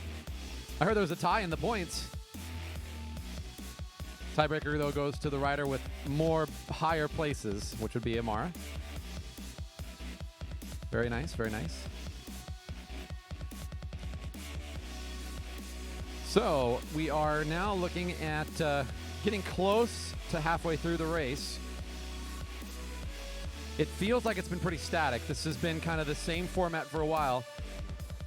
A lot of effort to keep this tempo going, though. Riders are still putting in some work here this evening. Just nothing flashy going on just yet, as this has been pretty consistent. Lap in and lap out.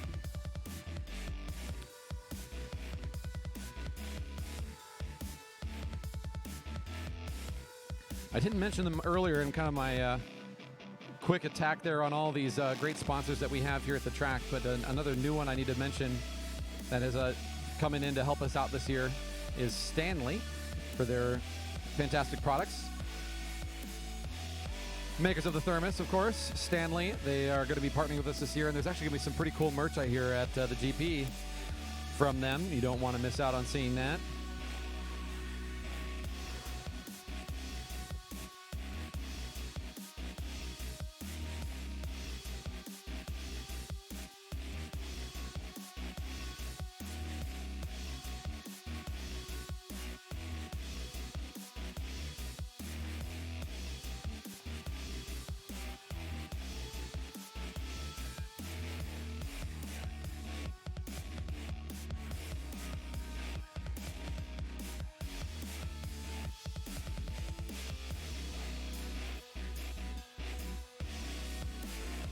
Thanks to another one of our new sponsors this year, Waterman Rhinoplasty, for their support in 2019. If you didn't catch Eric Waterman on, what is it, King 5 maybe? I think. King 5, is that right? For Eric Waterman? Pretty sure. Our plastic surgeon celebrity and our supporter for 2019. Thanks to Eric Waterman and team.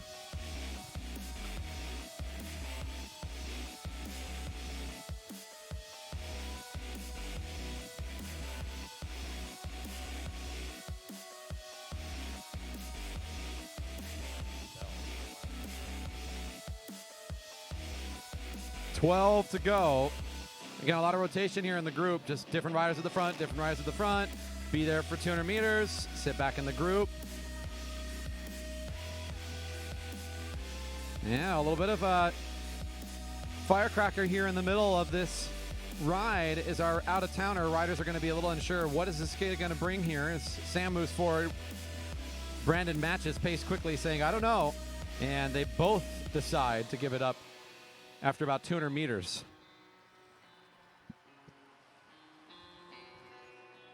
$11 to go.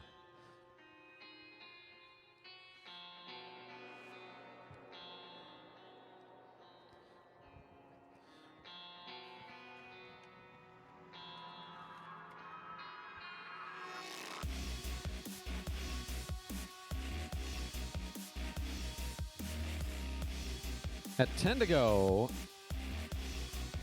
Really long now. So even the back part of this field is trying to find a spot to hide, and now you can tell the pace of the front has gone up just another couple miles an hour, just enough that at least for a few laps there, riders were really feeling they needed to get somewhere to be in the draft. That's kind of that signal to us, and we're watching that they've just notched it up one more bit from what they were previously. And 9 to go. I got another $10 preem. It's 9 to go. I got a $10 preem. $10 to lead the lap at 9 to go.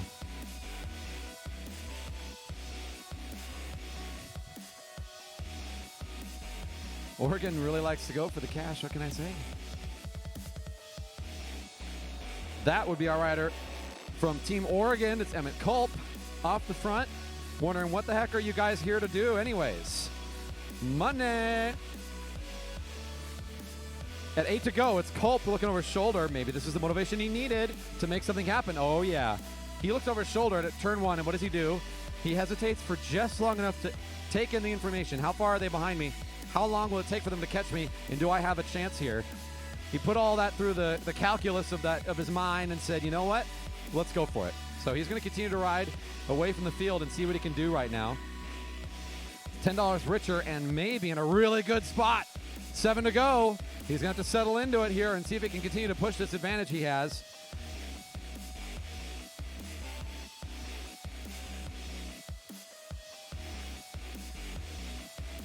We now have a concerted effort to chase him down. So now we're starting to see the layout of this race change quickly.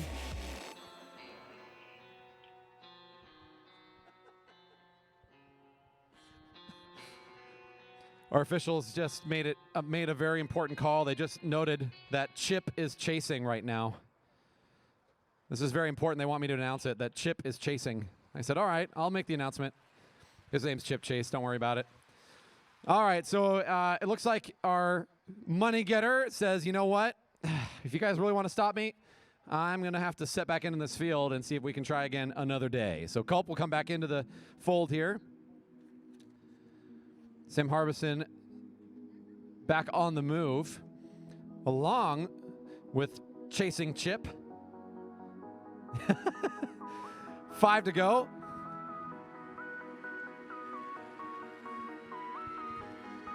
Just a little bit of daylight there between the two. You can see the rider at the front of the field is pushing down hard enough to close down that gap for about 400 meters as Baker will get there pretty quick. As he swings up, a couple riders are staying down low. They're going to keep the pace rolling. No preems left. Now it's all about the win. So now we're strategizing for how to get the finish. And with 4 to go, it's Ludo Max for Huggins Berman in the blue and black.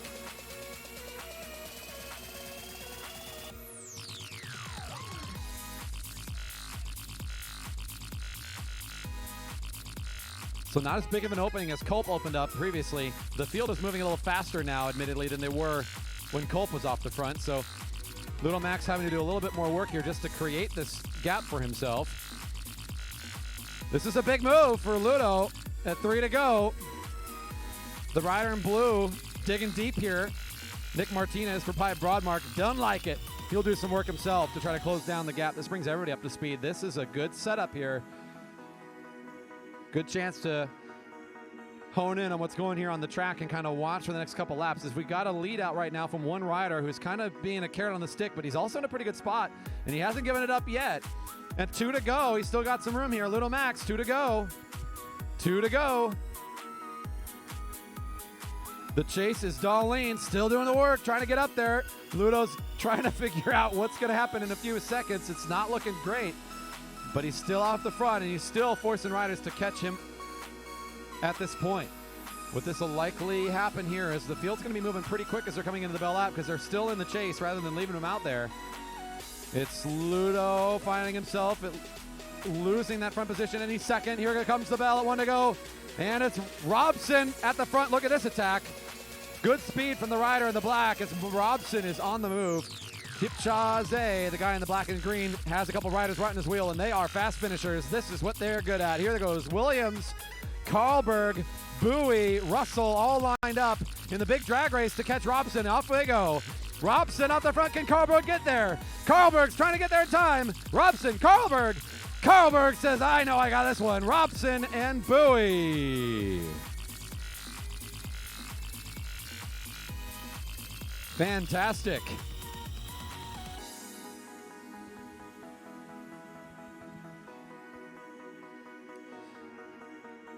If you're feeling a little hungry tonight, don't leave without coming over by Jessica's Unique Bites. They are open throughout the rest of the evening. Maybe take home a burger and some fries with you if you're still feeling it this evening. Yes, looks like we have a few more track riders coming through here, so hold on just a moment.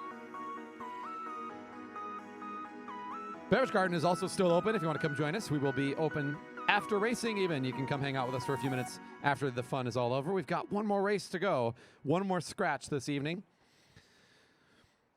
And it looks like we are set to go. Come on down, Cat 3 men.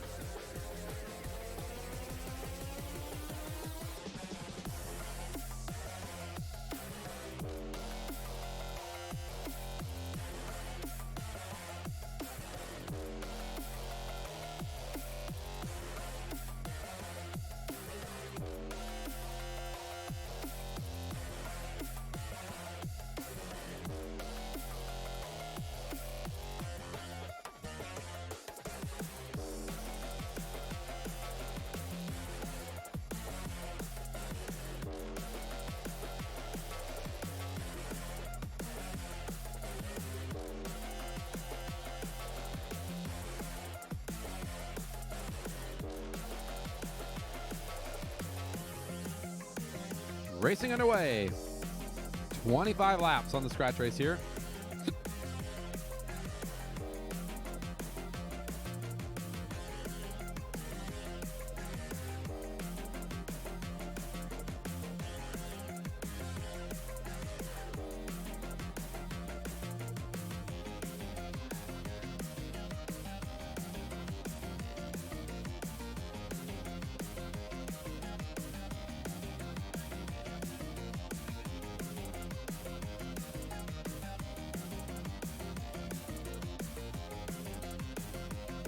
There's an official relegation in the last race for bib number 20.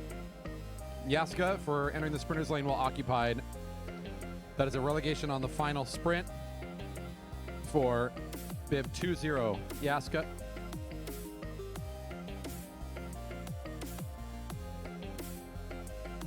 So the same race we've seen twice before with a new crew. We're back to a smaller field, so again, likely less speed in the early laps because there's less folks to share the workload between, right? So you can't rely on as many people to keep the pace up. So when smaller fields happen, we have a more likely, a little bit less pace early on in the race. You got to work your way down. It's still part of the endurance. It's still part of the athleticism.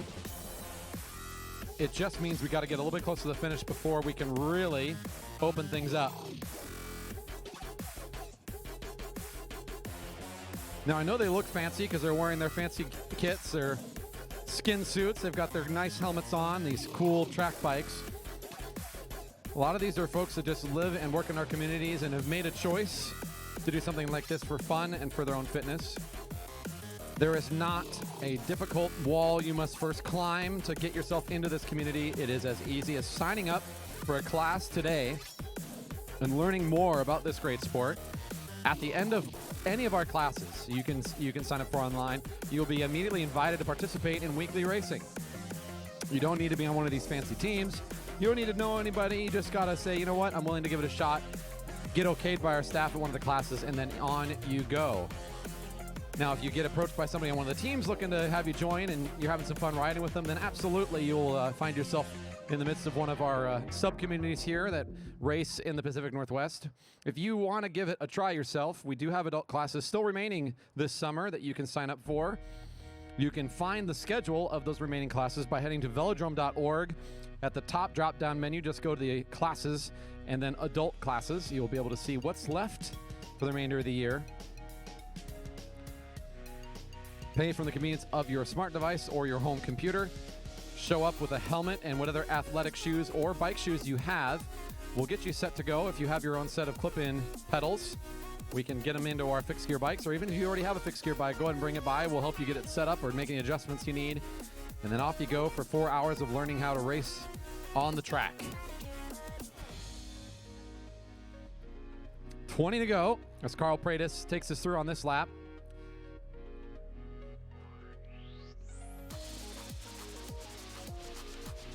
I've said it a couple times this night, but I'm going to say it a few more times because it is such an important part of our calendar.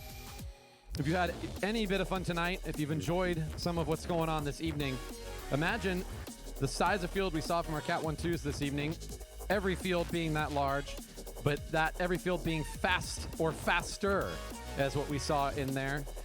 Top dog racers, every one of them. Just take everything up another notch, higher stakes for the win. More folks here enjoying the fun. Lots of noise, a lot of stomping feet, a lot of clapping hands, a lot of cheering.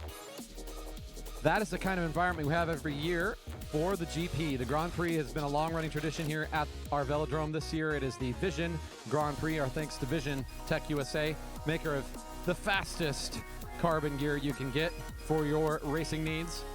Our friends at Vision sponsoring us this year are helping put together $15,000 worth of goods and cash that our competitors will be fighting over. That whole thing starts on July 19th in the morning. We'd invite you to make time in your calendar to show up at 7. All you got to do is pay another $5 admission. It's not any more expensive, nothing fancy, just our normal $5 to get in.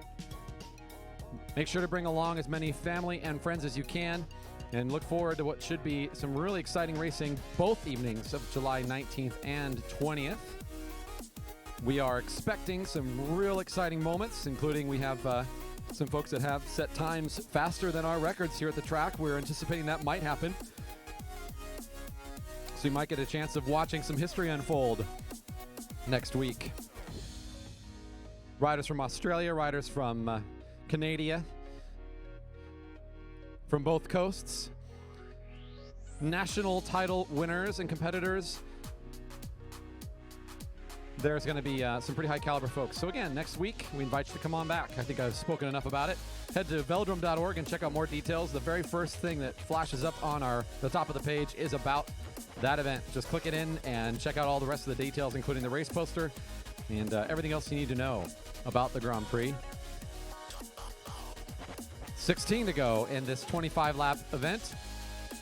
It's Snoblin at the front, now leaving room for Maynard, and it looks like they're willing to do a little bit of work to try to go a bit quicker now, since it's been kind of neutral for a little while. Let's see what we can do here. So after Maynard and Snoblin pick up the pace, the rest of the field matches quickly.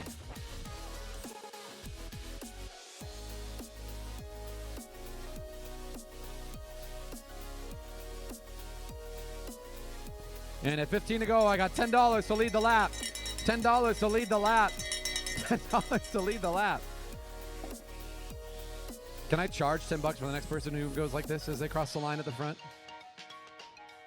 We'll have that person. That's what we should do. The person who comes across the line as the bell's ringing is the person who gives the $10 to the winner of the sprint.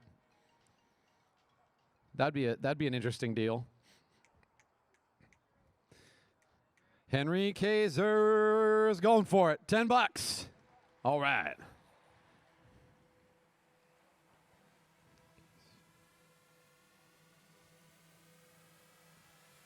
Kaiser will pick up the first of the two preems.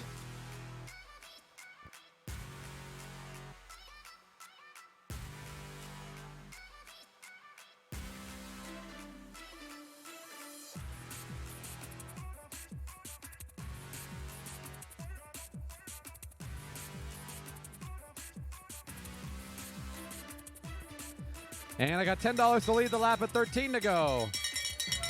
$10 to lead the lap at 13 to go. Carl was like, oh yeah, we're Chris Crew. Oh no, man, the bell's ringing again. What the heck? Pretty good spot for Pratis though.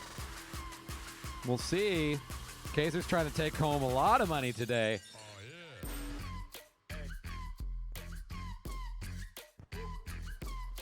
Pratis still at the front. Snowblin's trying to come in on it. It'll be Pratis.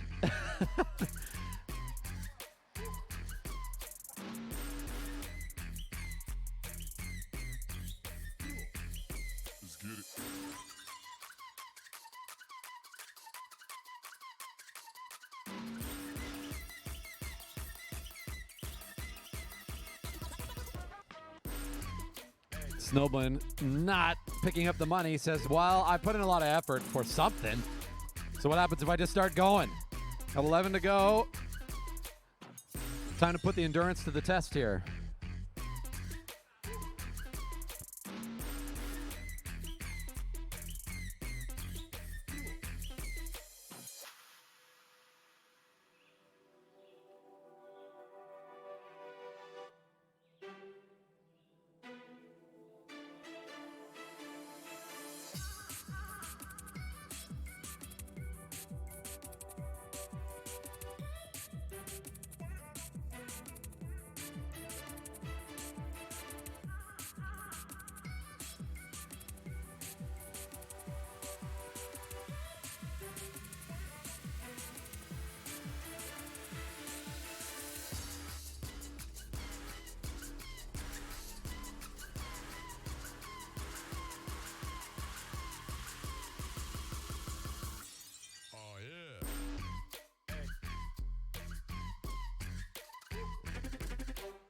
Snoblin still off the front. No preems to contest with. Just a chasing field who are ready to try to close it down a little bit at 9 to go. Henry Kaiser pulls to the right, leaving room for Hyun Lee now to do a little bit of work, and he'll give it to Pratis. All working in tandem right now to just get a little bit closer to the lead riders, who's still Snoblin. Not in a safe spot yet. So this is a pretty risky move for Snoblin. If he's able to keep on this pace and keep that gap for a few more laps, maybe the chasing pack will tire. 8 to go. And Work's still coming behind him. Alex Siegel, 312 in the black, pulls up to the right. It seems like each lap they get just a little closer.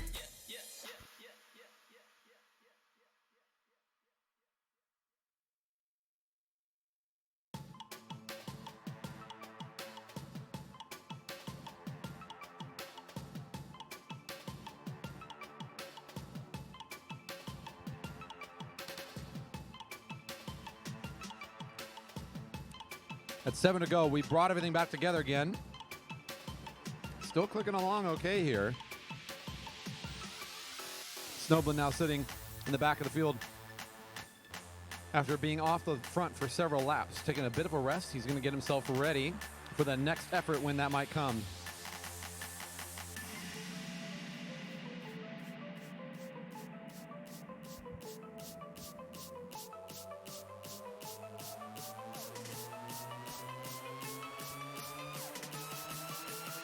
Six to go. And your podium for the night. Looks like Karlberg will take the evening for the men 1-2. I never known that's coming.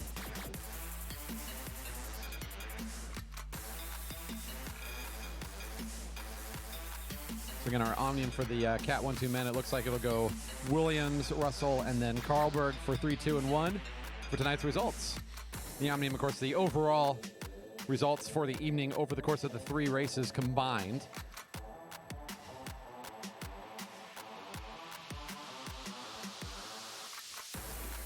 Five to go as I came across the line that time.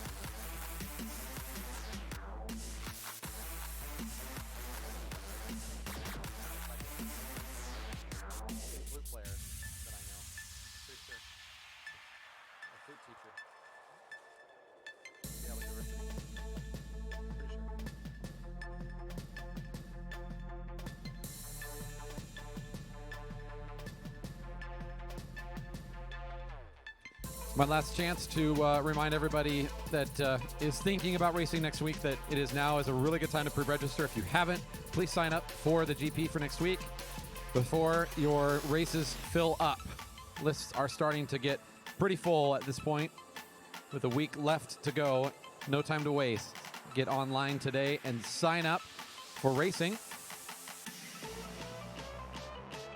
You may find the banner at the top of velodrome.org to find all the links you need, including for registration. Just click the banner and off you go. 3 to go. 3 to go. This will be a straight up sprint from out of the group here as we're getting down to it. Very little time remaining for anybody in the group to try to get away from this group of riders. Likely just going to be a bunch sprint. Steve Maynard wants to try to change that before we get down to the bell, so he'll re-accelerate a bit. The rider in the black and green at the front. The all-black kit of Peter Snowblin right behind him. And Alex Siegel, also in a pretty dark kit, is the third rider position in there. He's got some blue highlights that you can see from a distance, as well as the white going around on that disc wheel. As Siegel now finds himself at the front. Everyone at the front wants to reset. A pretty quick lap there coming into 2 to go thanks to Maynard's move, but now everybody's willing to sit up a little bit and wait. The two juniors kind of cruise towards the front as Pratis is down the sprinter's lane. He says, this is the shortest lane down here. I'm just going to keep using that one. And if they're going to let me go, I'm going to try to go for it. At about 500 meters to go, the youngster's on the move. It's going to be Pratis at the bell. 1 to go. 1 to go. Carl on a good spin here, but so is Siegel. So is Kaiser, and so is Rackness, all getting rolled up to speed here. Siegel trying to drive it. Look at the speed he's putting on tonight. Can he win this drag race? He's got 2 kids chasing him down, but Siegel's put on a good show to end the race tonight. Siegel holds on. Nicely done for the Cat 3 men and everybody tonight. A fun night of racing, as always. We are so appreciative, especially of our fans and spectators. A big thanks to everybody that made it out here tonight. It was great to see folks all the way through turns 1 and 2 around the rail. We love having you here. All the hoots and hollers are heard and appreciated by us and the athletes. Our thanks to our great sponsors, our officials that are here tonight, a great team and a successful night. Our volunteers that manned their positions. We appreciate your support and help tonight. Everybody watching online, we hope that the stream quality was up to par, and if you have any feedback or comments, you can either chat on the YouTube channel or, of course, go to velodrome.org and find our contact and send us a message with suggestions for improvement. We'd love to hear from you. We will be open for business for a little bit longer. What I mean by business, I mean come over in the beverage garden and support racing a little bit more. Enjoy the end of the evening. Maybe hang out with some of the racers. Say hi. Whatever suits your fancy. Maybe on your way out, pick up a burger and some fries from Jessica Neat Bites. They're still going to be open up the fryer for a little bit longer, and the grill is still hot. Come on and put your order now with Jessica before they close shop for the evening. We look forward to seeing you again here for some more great racing, and I would say my normal closeout, but I really mean it this time for next Friday. We hope that every one of you will be able to make it back again to see what's in store. Invite at least one other person to come with you. We guarantee that they will have a good time. And thanks again for joining us. We look forward to seeing you next week here at the Jerry Baker Memorial Velodrome.